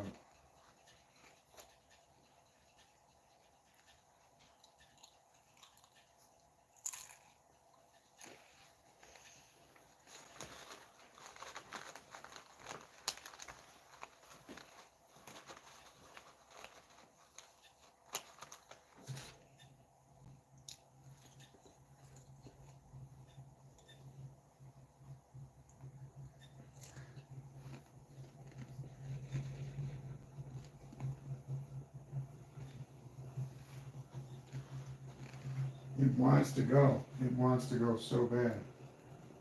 This wants to move so bad right now.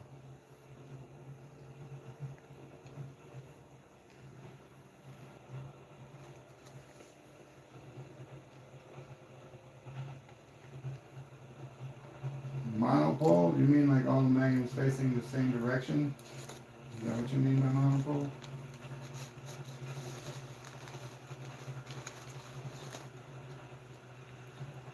Look at that light. Oh.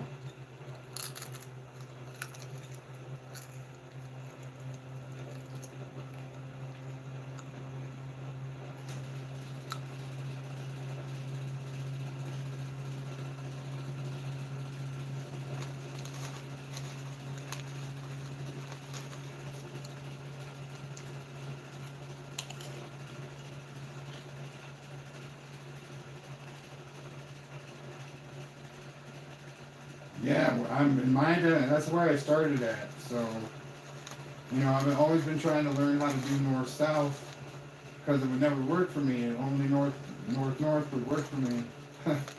So yeah, it works. I'm not saying it works the best. As far as I know, north-south works the best, but I don't know how to utilize that. So it doesn't mean much.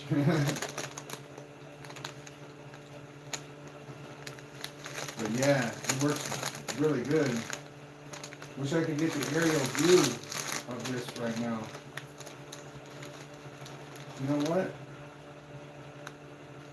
One of you want to be camera? Sure. Okay, we got camera crew now.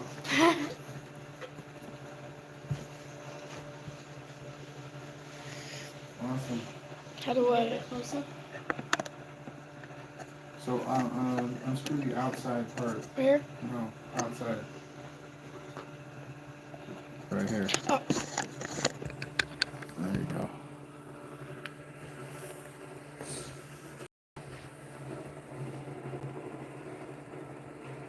Awesome. That's awesome.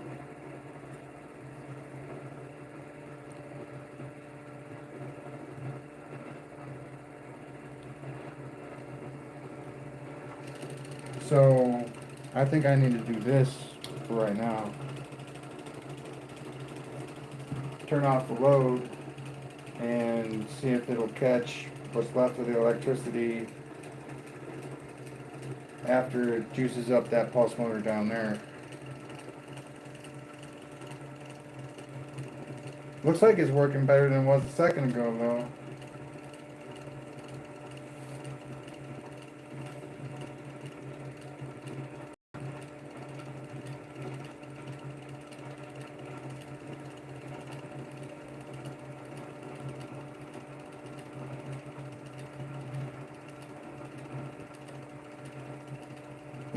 That pulse motor over there is running so smooth.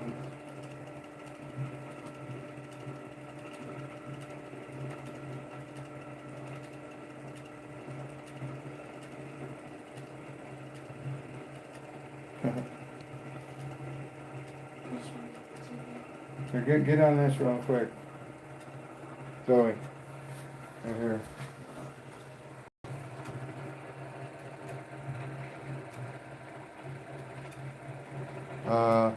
Hit the button on the side. The small button. What, this one? Yep. Alright. There you go, let go.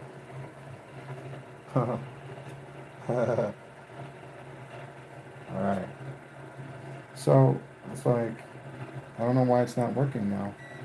Probably because there's not enough energy.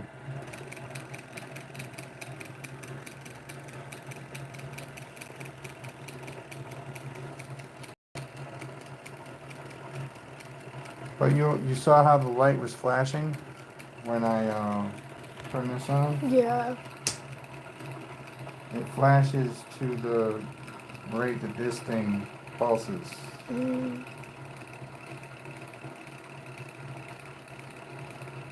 Alright.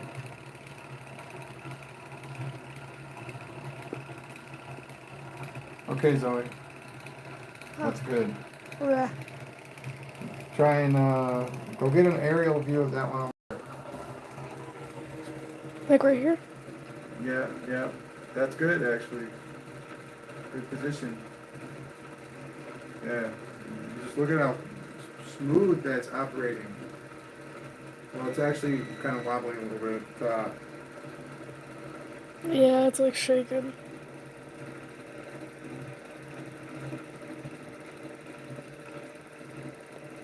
Someone, Awesome. Rick.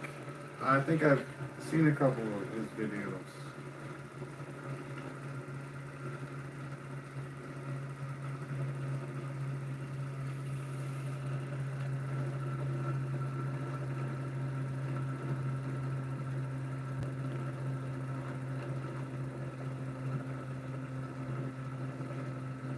So, I mean, essentially right here, there's not enough energy to run both pulse motors coming off of the one pulse motor. So what I do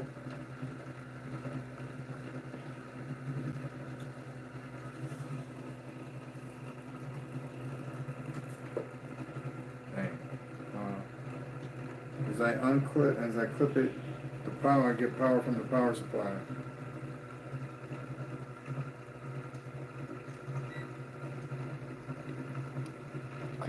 Crazy Steve said something.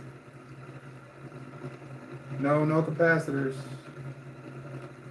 Tried using capacitors, they only got in the way. Maybe it's because I don't know how to use them, honestly.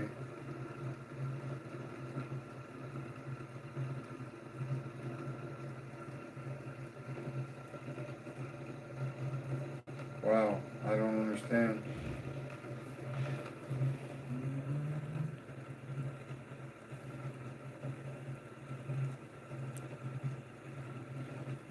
Well, see, if I take this off completely of the loop, it's a lot more stable.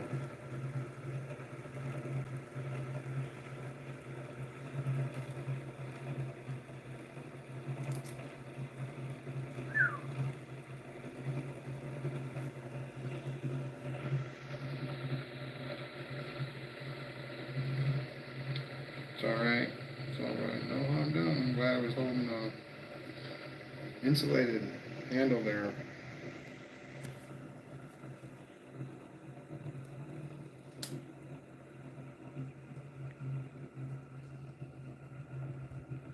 Oh, did you turn it off? Yeah.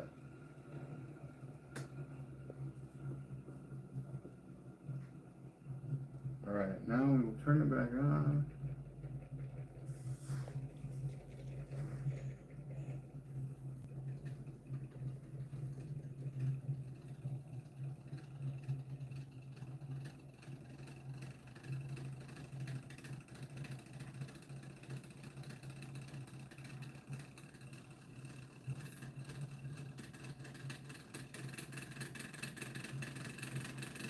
Now I've got a great idea. If I just solve my freaking problem, dude, I would be so happy.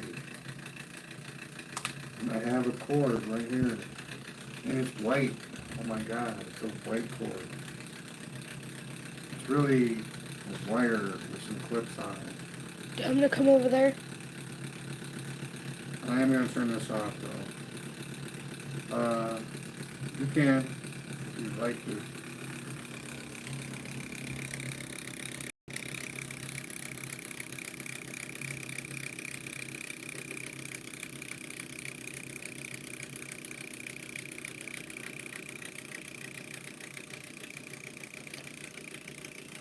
So we got a double connection. He said something.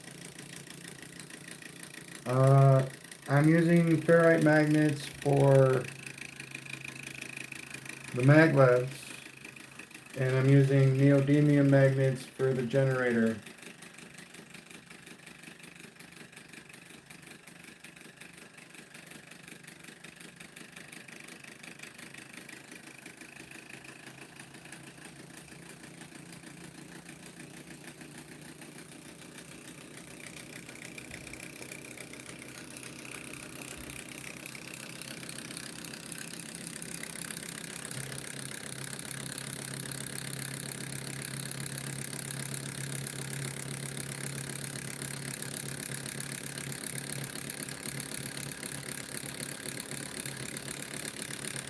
Alright.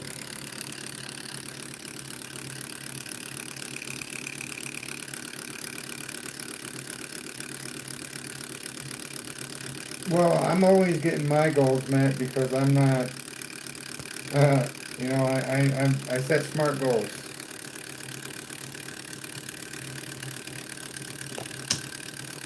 And I know I know what I need to do to solve the problem here is to add more copper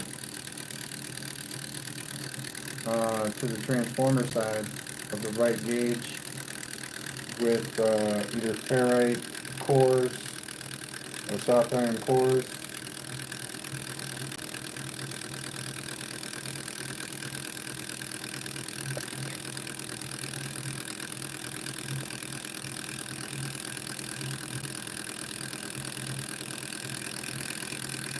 I got room for 3 more coils of various sizes that I could use.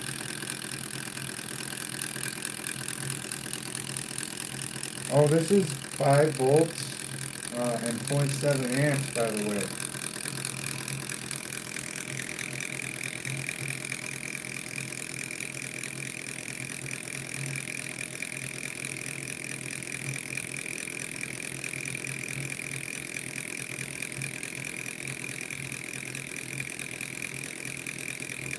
Oh man, I think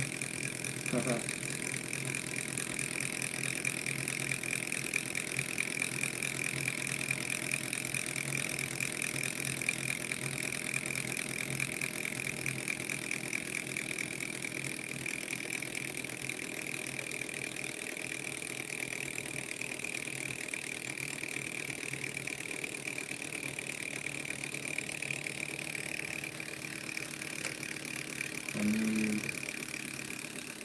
1 clip. Well, 2 clips, 1 wire. This is that double diode situation that I've been talking about, where you don't want, you want the energy to go through the loop, but you don't want it to dump off this other tangent that's connected to the loop. You don't want that, so you put a block there.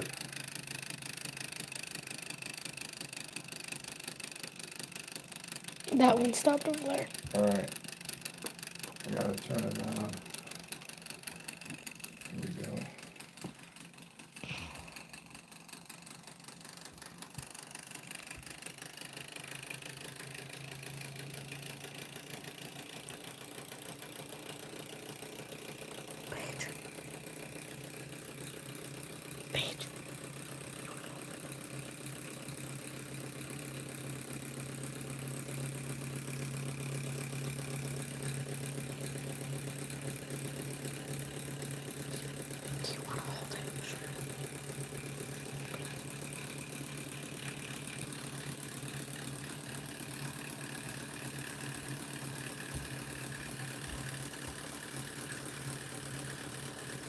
Oh, it's alright. I've gotten that one over there Oh. To power this one down here.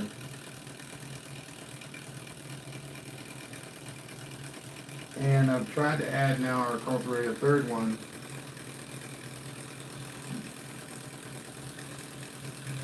So I have it grounded and power supplied here, but I have another dump that's dumping into the loop. And I have a double diode situation here because I want it to go up this wire and connect to here. But I don't want what other ones are connected to here to leak back into this one. So all I'm trying to do right now is keep the two power, keep those separate and have them function.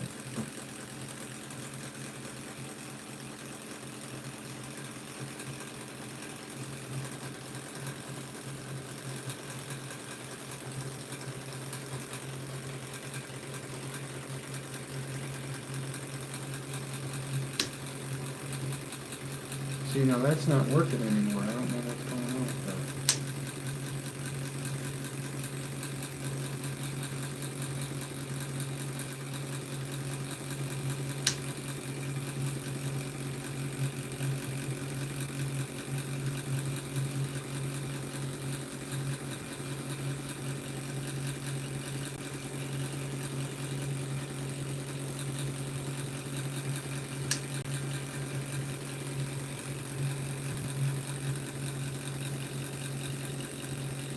There it goes.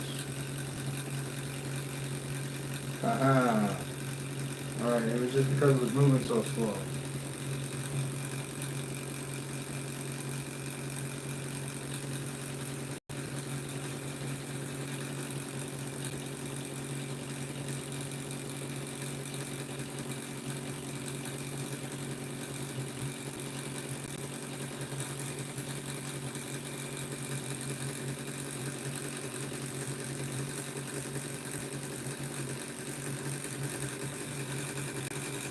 Like, yeah.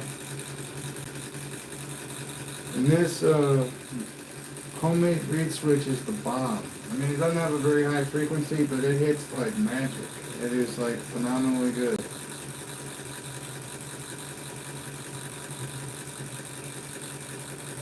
Loud though. Definitely not the quietest thing in the universe. So that pulse motor over there, which is actually a generator transformer, is powering the light, and this pulse motor. Now this pulse motor is connected to the power supply, and it's run through this homemade reed switch. But it's also its negative terminal here is connected to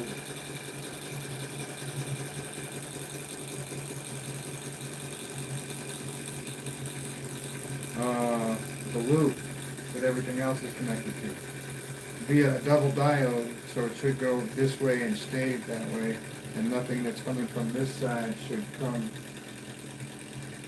and be interfering with what's going on over here.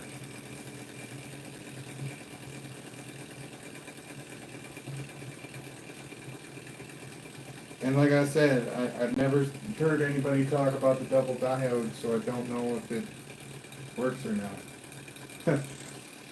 But as for inappropriate loads, just like it being loaded down all of a sudden, we're good. It doesn't do that. So it's obviously working some kind of way. Alright, but I think that's great that we can get the light and the one motor working pretty well. I mean, it's not tremendously efficient. It's got low RPMs, but it's in a loop, so it's not really like spending the energy. It's allowing the energy to pass through.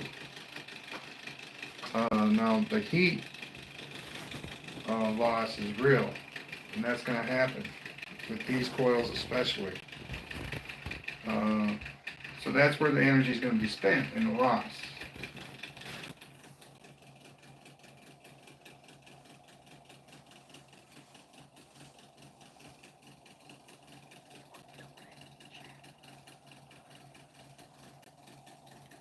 Alright. Now what I'm trying to do specifically right now, or what I was trying to do, and I figured out what I need more copper over here, is to make this motor run on that motor's power as well. So I have both motors running and the light running on that motor,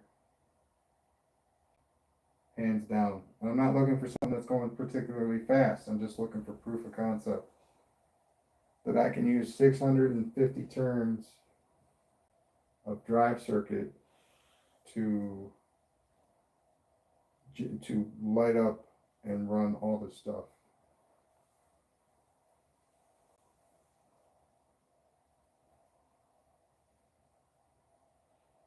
And yeah, man. I'll tell you what. It's freaking perfect. This roll of painter's tape for the spacer is so unbelievably perfect that I had to use it. Heck yeah. I mean, look, I was laying in the closet. What the frick is that beeping? All right. Message.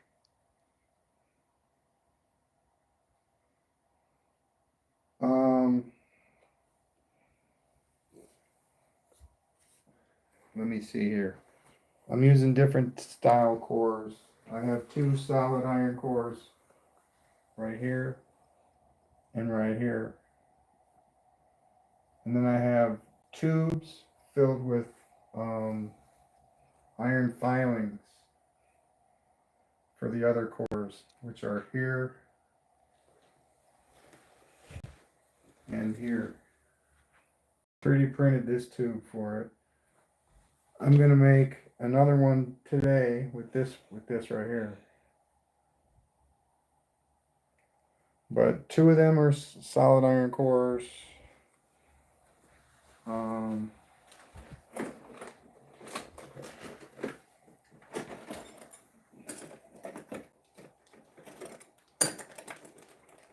got all my metal bars here.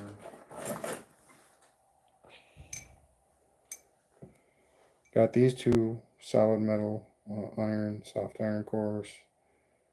Could use those in, coils that I wrap for this side. You said something?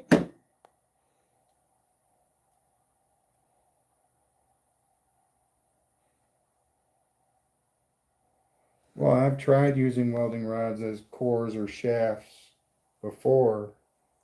I don't think do welding rods come in 6 inches?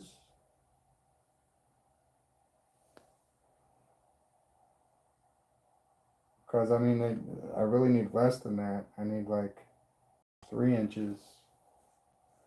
I need a diamond cutting saw. That's what I need, and then I'll cut these down to size. Or I could just stick them in there like I've been sticking them in there.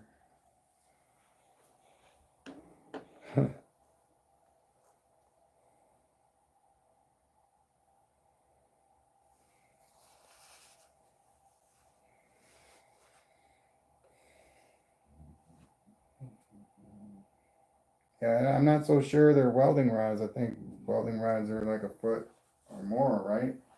I don't know for a fact, but yeah. And if they are welding rods, they work exceptionally well as soft iron cores.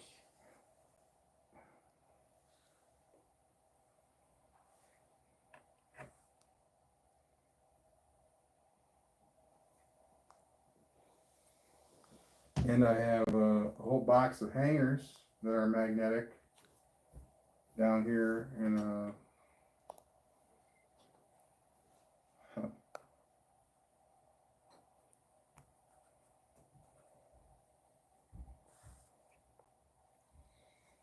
but I mean the ultimate goal, I guess, with this setup would be to get both of those pulse motors running, this light lit, and these two sockets with whatever I want to put in them functioning.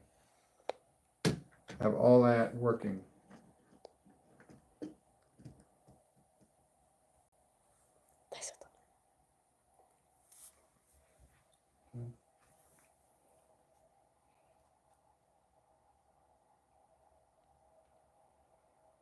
Um, well, from going from no core to core, I haven't really done that comparison because I either run air or I run with a core, and it just didn't matter to me what kind of core I used.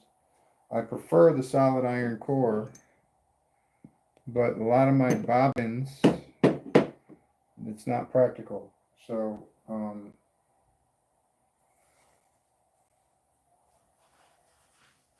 the ones that it is practical, I use it. Like the ones where where it makes sense, like the hole right here. That's soft iron for sure. I'm putting a soft iron core in this one, putting one in this one. Put one in this one if I want to, but it's the trigger coil, so we don't really need to do that.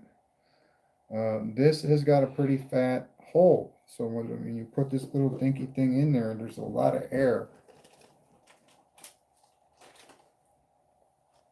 And I asked before, I'm like, is air okay? Is air good? Is air bad? And pretty much air is bad. You want it to fit in the hole.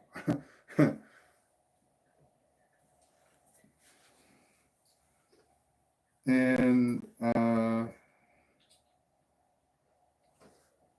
don't know.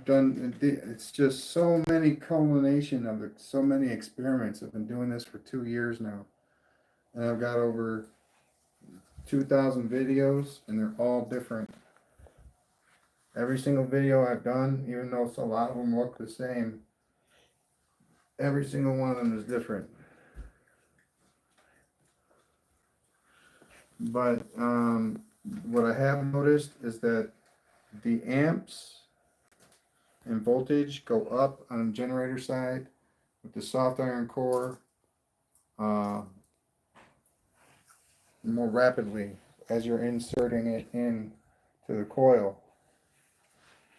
What's being generated from this coil will increase more rapidly than if, say, you put in one of these coils. Because it is not solid iron. It's a bunch of little pieces of iron. So I would say, even though I haven't done the correlation, I would say solid iron is much better. Just from what I know about it. But like I said, man, I mean, if air's okay, if I can have a bunch of air in there, because,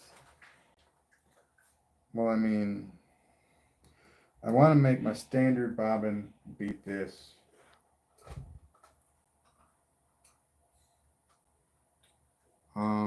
I tried this size and it works really well because my magnets are very strong out to about that far in the rotation. So the magnet will reach its most intense reach will reach that far. So it'll totally magnetized as the magnet's passing it. Now, you see the problem there? There's like a whole half of this coil that's not getting touched by the intense part of the magnet. Magnetism is just, I found these coils to be more efficient in that regard. But this is an awesome size that you can use. The cores fit right in the hole like that. And I think I'm gonna unify it. It's like this coil right here. There's no way you're fitting this much copper on this coil. So I don't know. I know that when I spin the rotor, I get a larger reaction when they're level with each other from the solid iron cores than I do from the filing cores. But as for the fact that it's making the amps and the voltage go up, they both work. So I know that much.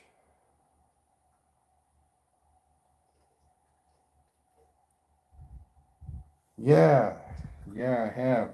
Not bobbins so much because when I was 3D printing my bobbins, they tended to melt.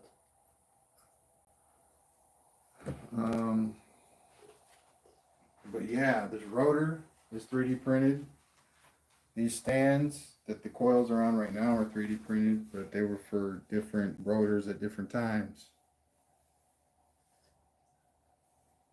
Let's see what else. The stands for that all these rotors are 3D printed. The stands that this one is on are 3D printed. I had to get a really good 3D printer to start really cranking it out though. And this rotor was really simple. There's 9 1-inch cubes in here. And I had to build it with like just a tray where you have the holes to put the cubes in. And you put all the cubes in, and it's easier to do like that than the other way that I had built it prior. And then I just built a cap for it. So there's equally like a 1/4 inch on this side and a 1/4 inch on this side of the magnets. So it's like equal, and it works.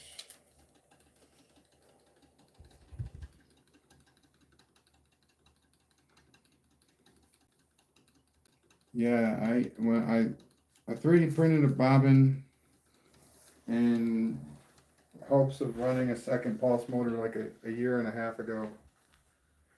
And it worked. A second pulse motor, I mean, and I was just testing it to see if everything was right.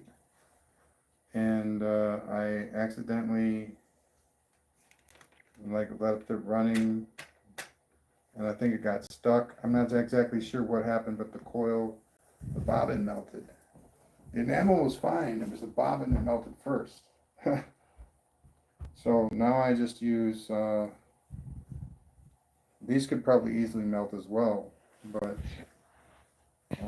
store-bought bobbin. Was it PLA? It was PLA back in the day. Yeah. And then I had P.H.G. I was using P.H.G for a minute.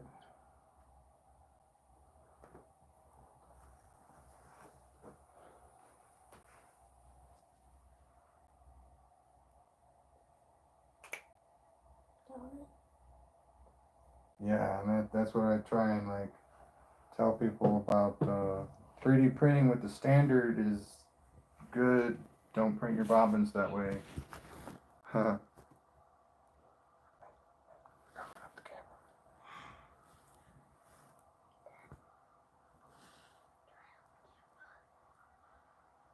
uh, hey, wanna let him hold it? Go ahead. My hands hurt. Really? Wow, you're doing such a great job.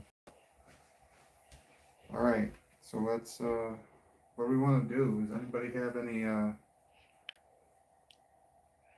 And questions or ideas on how to make this work better than it's working?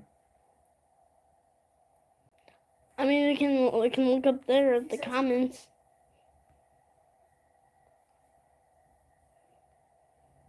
And probably have some ideas. Maybe ocean magnetics. It sounds familiar. I know there's a lot of magnetic channels that I watch. I enjoy them. The one where they build magnificent magnetic sculptures and then they just break them.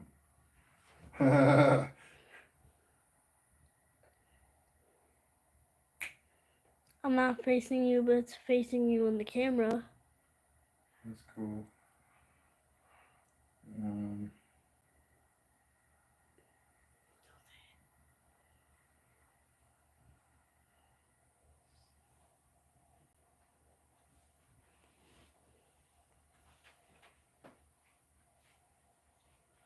Yeah, just yeah. All right, so I'm gonna turn this up to like 18. I've got it all unhooked. This is unhooked right now, completely. We're gonna see how well that functions by itself. Let me just.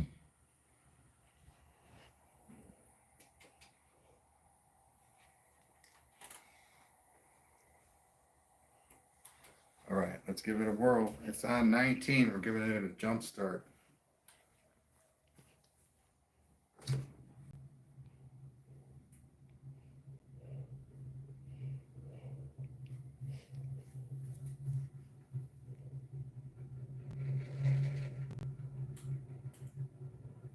All right, we got a light.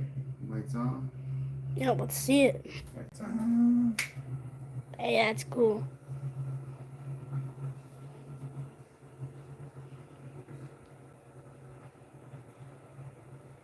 Now you can see the drain.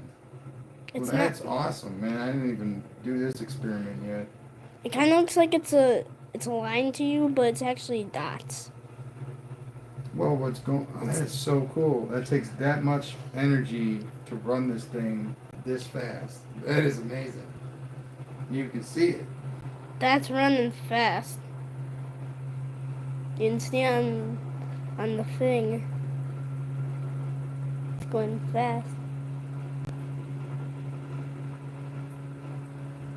No, I haven't tried charging a battery yet. I've been told that if you try charging a battery that way, that you can't charge it the other way ever again.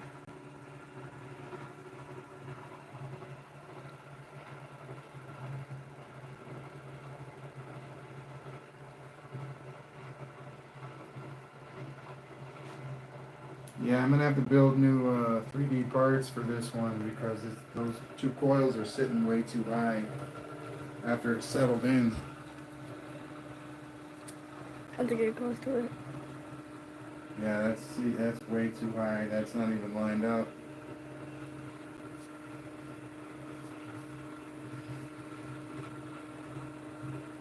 So this will definitely run the light and the other pulse motor without a problem.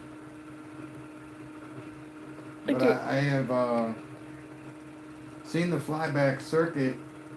Okay, it's TV I plus just TV. TV plus TV plus TV.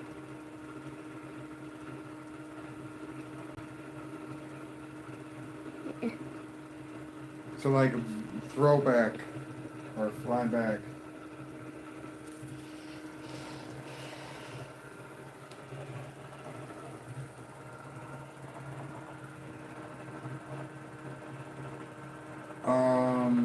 No, I haven't added any more weight, but it has quite a bit of weight itself. Um, and without core, like total air, it'll spin for 20, 25 minutes, 30 minutes. It's got some pretty awesome flywheel capabilities already, but I have thought about adding an additional magnet on the edge for each slot. Would that be 9 more magnets? But I'd have to find a way to get them on there really good, and yeah, I haven't thought of a way to build a chassis for it yet. Because you really gotta have it so the centrifugal force works in your favor, or the magnets are gonna go whoosh. Like, yeah, have them go on there. Mm-hmm. Like, staying on there. Well, But like if I took all these coils away from here right now and just left it on the maglev, um, yeah, man, it's pretty slick. Well, it was. I should say it was. And the bearings, it was like just straight grease up and down, man. It was like so fluid, and then it popped out one day. I tried to put it back in. It was never the same again. So I had to put a different bearing in. And it was literally never the same again. But it's pretty good. I mean, it's not.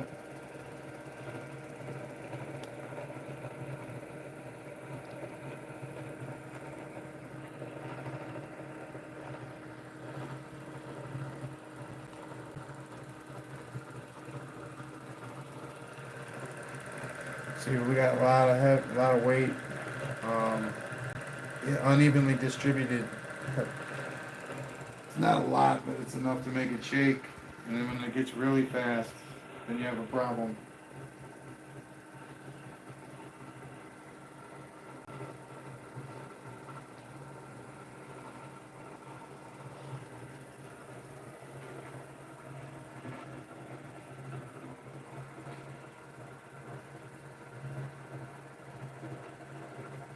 But that's awesome. Definitely running smooth, smooth, smooth, smooth.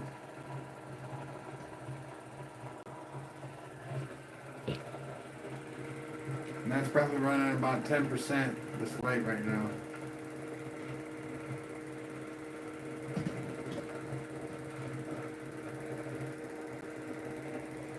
Honestly, I can't know. I don't know between this one and this one.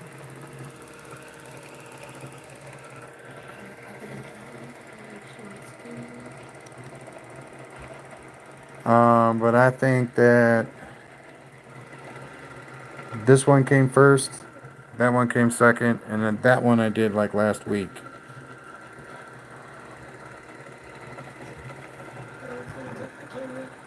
Oh,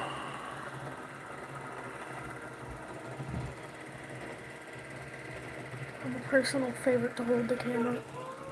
all right. Personal fave. So there's enough energy coming off the transformer to do this and that, like solid. That's lit up now, and this is like freaking moving fast. So there's enough energy to do that. But whenever I hook in another like pulse into the circuit, I have a problem.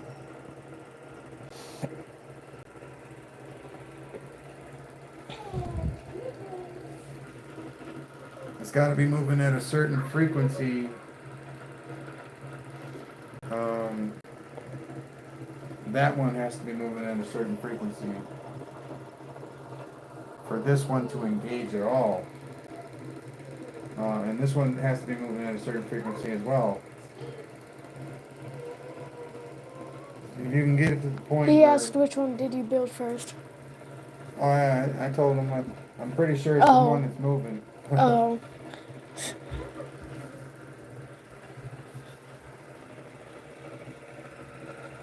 But I mean, I have a whole storage unit full of rotors. Oh, oh, Do you want me to show him? yeah, yeah. This is actually my first one that I ever built, and it's made out of wood, so it's really versatile, and you can screw in the magnets for added whatever you want to call it. It was originally a 12 magnet, but it's been a 6, an 8, 4. It's been everything.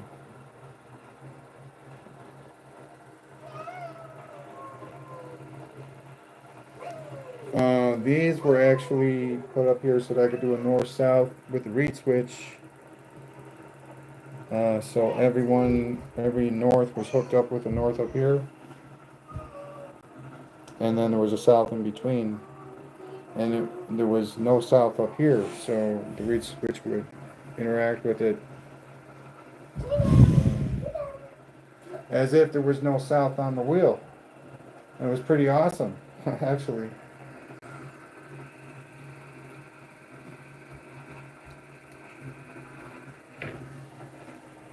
And then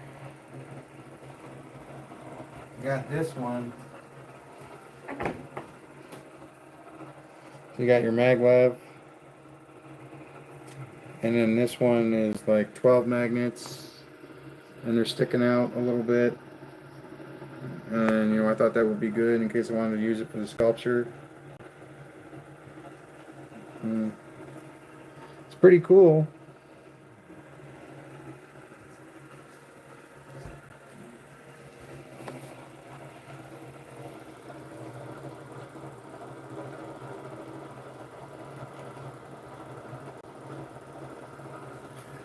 God, I wonder how many RPMs that's going right there.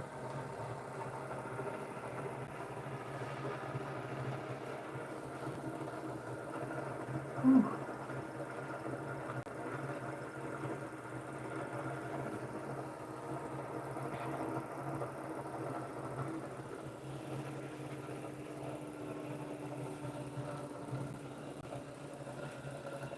Yeah, but with core, I need a lot more weight. Huh. For a flywheel application. I mean, but with air coils, it's perfect the way it is. Kinda. I mean, could always be better, but well, I don't know if it could be better actually. Do the magnets degrade over time? It takes a long time, Steve. A really long time, man. But yeah, they do. And well, I mean, like, it depends on how you store them as well. But yes.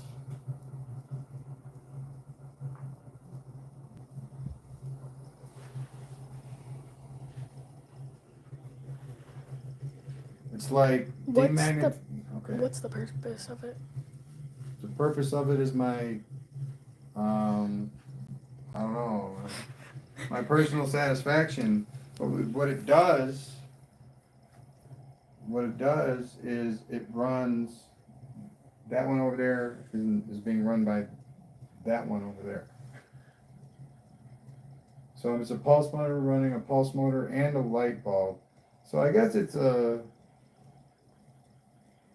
yeah, I don't know, man. The word purpose rubs me the wrong way. I don't. You just did it for fun? Yeah, I did it for my satisfaction, for other people's satisfaction. A lot of this stuff was ideas that I gathered. No, no, no, Steve. I'm not going down that road.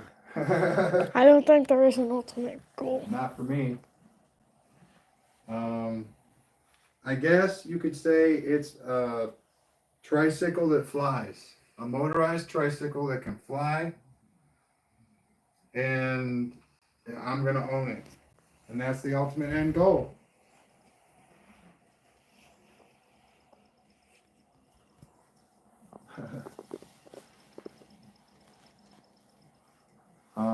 The purpose is so that I can fly.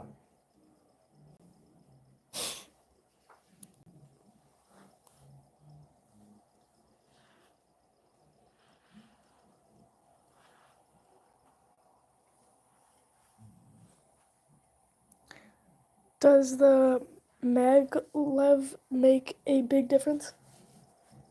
If the bearings are true, the maglev is like epically different, but the bearings have to be right. The bearings, you have to be able to slide up and down the pole gracefully, then your maglev is awesome. If you have grinding bearings and you can just chill there in the middle of the pole with no support, yeah, you don't need a maglev. But the maglev makes a tremendous difference if your bearings are true.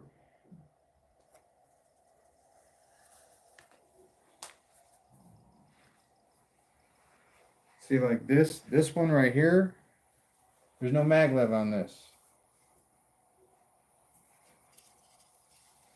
I'm not even sure I can take it off of that.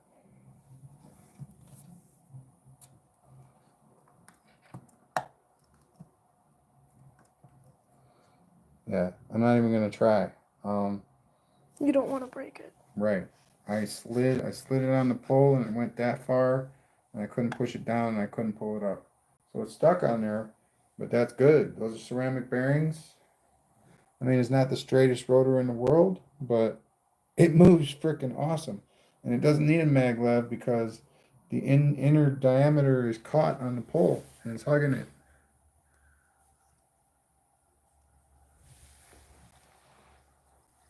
But like that one up there, definitely a maglev helps when the bearings are straight. But like I said, I had a catastrophe with the bearings. So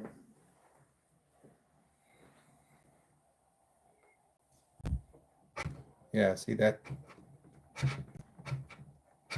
one on the top isn't right.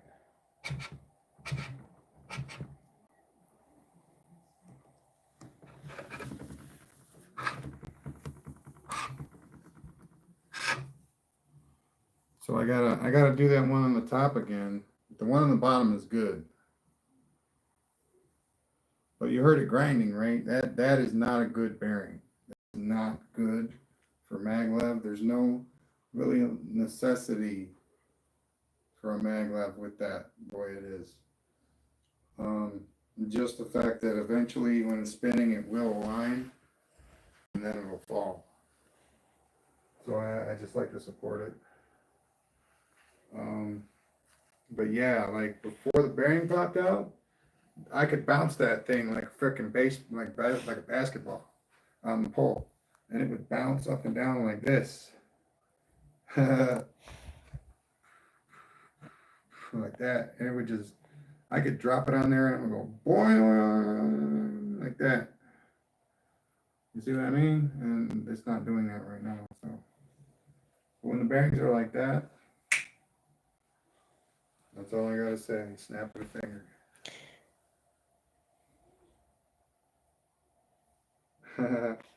Yeah. Yeah, but she doesn't mind.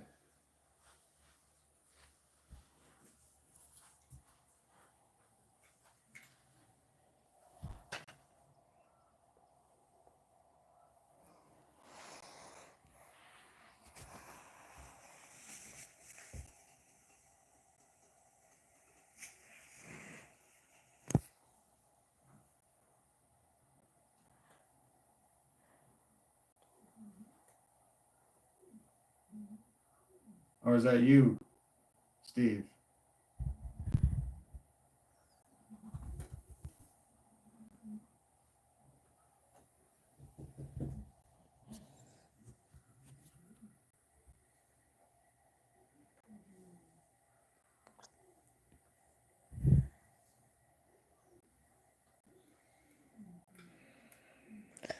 Yeah, the missus left actually. I got a cat now. Things are better off this way. And I got the kids too, so, you know.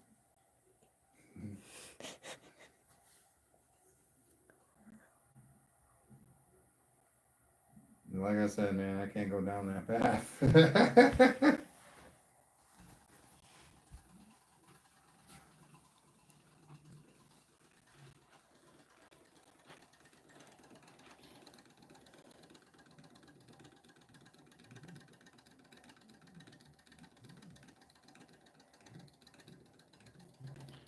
So this thing right here, Zoe, that I'm pointing at.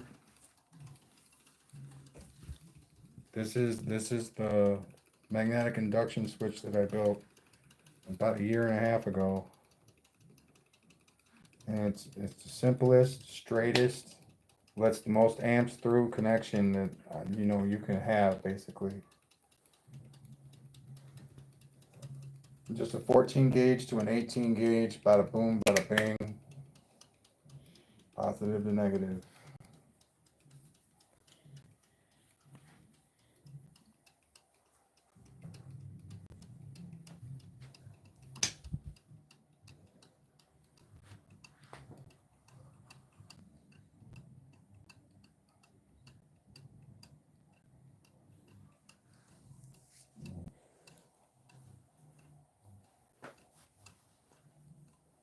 Message.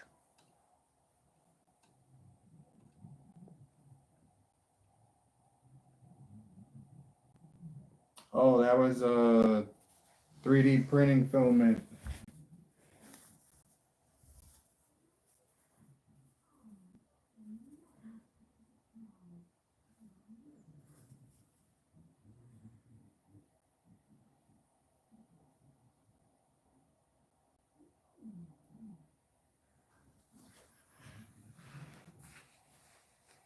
And it was a perfect height. I mean, look, dickhead, I got 2 kids.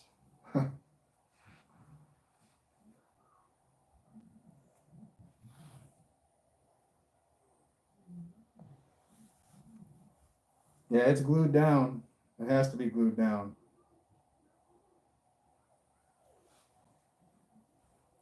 Probably fall then.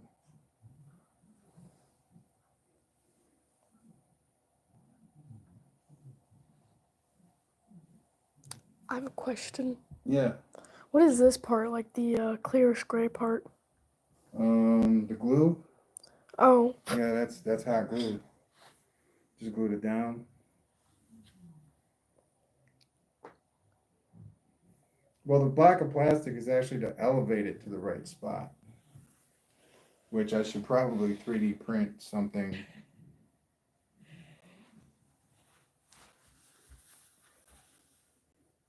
That would hold it there, but I mean, I have to rebuild the whole thing if I do that anyway. And I'm probably going to build another one.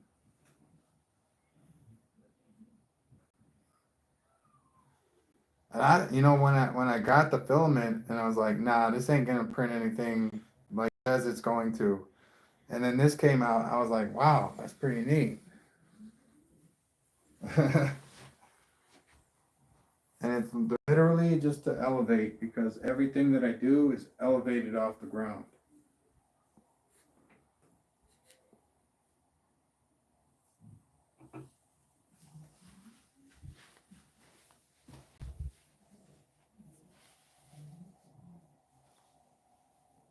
Yeah, and this one, I definitely need a new stand for this one.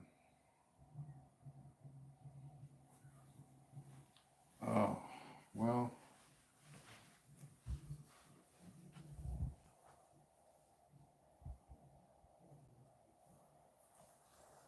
Yeah, where's your missus? She's out at the nudist colony. I'm taking care of the kids.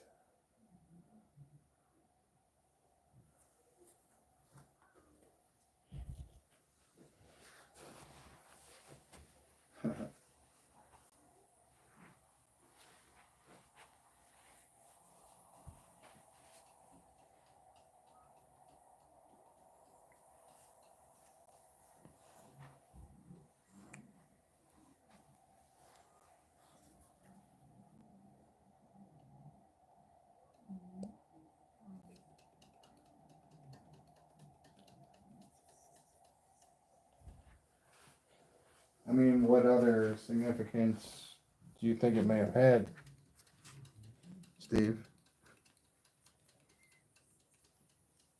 I'll let you know if you're right. Yes, I actually have. Well, this is 32 gauge right here, and I have some 42 gauge,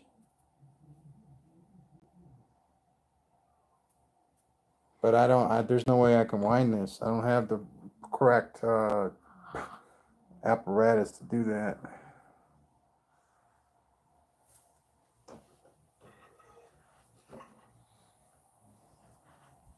This one right here is 38.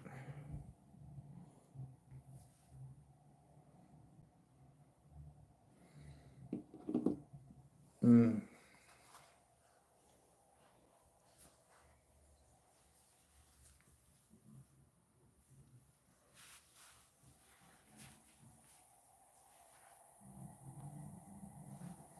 What are wines? You mean wines? Oh, to get more wines, of course.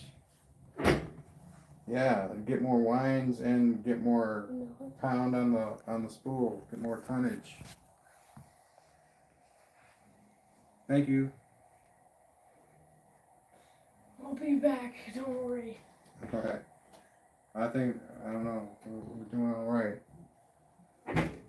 So you want me to hit the X button? Done.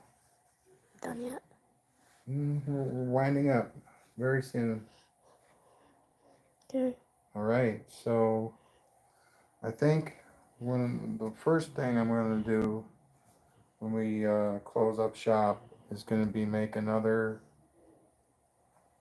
coil, a 32 gauge.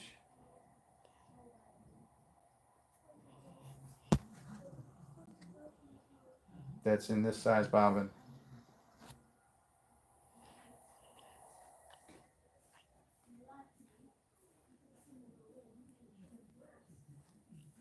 Can I spin this? Yeah, go ahead. No, they're not doing anything at the moment. I tried using them before, and yeah, it has its limitations. Yeah, they're not doing anything. Caleb. What?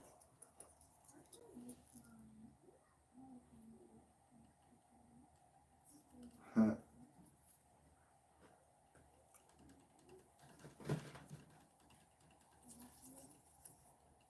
Oh, yes. This is a straight circuit. There are no capacitors. There are 2 diodes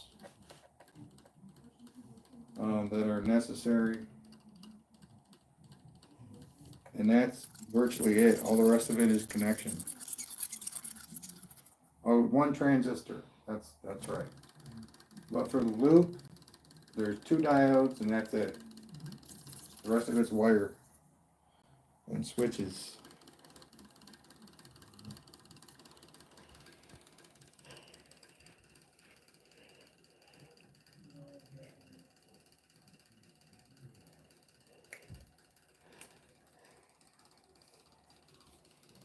I'm gonna do it one more time.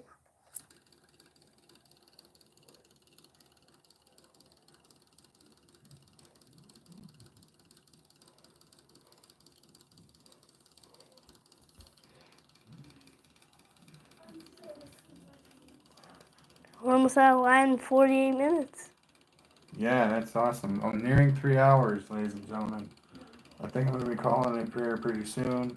I'm going to continue to build on the generator circuit here on the pulse motor. I'm going to get everything to be its right size. I might build a new homemade switch, but this one, there's nothing can beat it so far.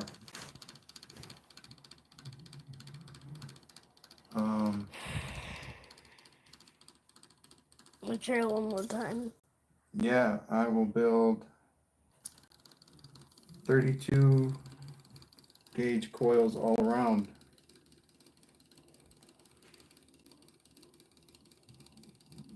Huh. So I'll build, and see, the way I have this pulse motor set up is when the magnet hits, and then it'll blink, and then it'll blink again when it's in this position. So I'm going to be building 4 more coils. So when it blinks the second time, it'll hit the second time, and then that'll be awesome.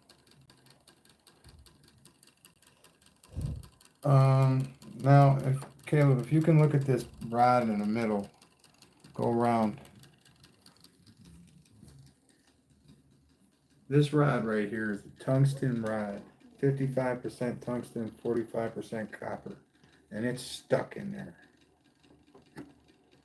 That is the most sturdy, stable, frickin' piece of metal I've ever felt in my life. And it's 45% copper. Yeah, that's strong. Yeah. Even though I try to pull it out, I bet if you try hard enough, you can actually lift this whole entire thing. Oh, for sure, without it moving an inch. Yeah. Oh yeah, you're right, Steve. It did. It did. And I thought I was getting 2. And the thing is that none of the bearings for the 1/4 inch fit the frickin' pole, man. None of them do. That rod is stuck. It means the inner diameter is just too frickin' small. I couldn't get it on there. If I could get it on there now, I would frickin' use it. We're at 2 hours and 50 minutes and 37 seconds. That's the like 8. I'm trying to remember how much the 45% copper one cost. It was the cheapest one.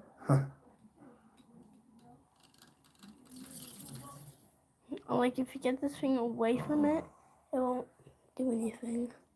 And it's sticking out the bottom. You know what? If I flip this thing over, I'm planning on building a whole new, more stable, not on pegboard, setup for this. This is really flimsy. When it gets going around 1,000 RPMs, it just shakes everywhere. It doesn't matter. Good. Can you put it right there?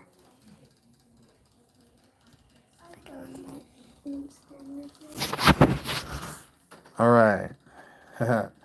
So that's awesome. Kids are awesome. All right. So you can see the flywheel capable, not flywheel, but definitely the balancing of this one right here. That one moves pretty freaking smoothly. And I had that rotor on these stands the other day, and it moves like great flywheel capabilities.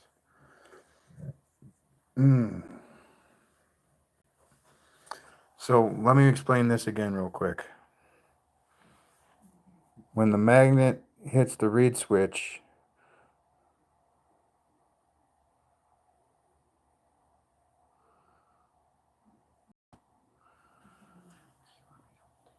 sure, it'll blink twice. The reed switch will blink twice. So it'll blink once when it clears, it'll blink, and then it'll blink once right here. It'll start blinking right here. So I'm going to put a coil at each one of those places. So we'll have 8 coils on here. And hopefully, I'm just going to add one to start. Hopefully when it blinks a second time, it will charge a second time. And we'll get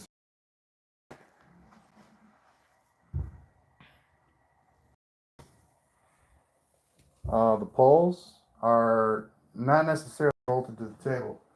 What's bolted to the table is the flange.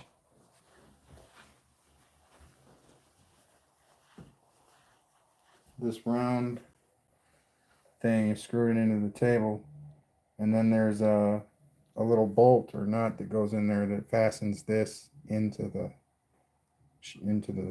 flange.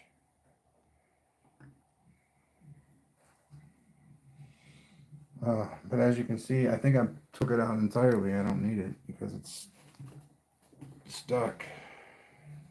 Wow, I think it actually came out a little bit.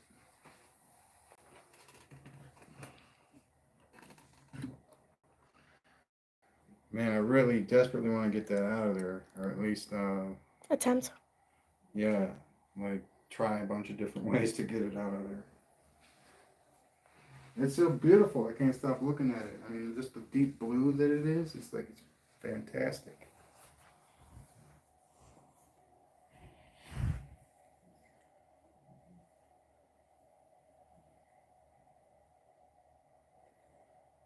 So, um, yeah, it's starting to get hot. All right. Well, I think that's going to do it for now. All right. Yeah, definitely making progress towards what I want. What I want to get out of this. What other people wanted to get out of it. I mean, I had a friend that definitely wanted to see me run the other pulse motor with this pulse motor, and that is an achievement now. Before I just couldn't do it, and it's because I didn't have enough energy to do it. But now I figured it out.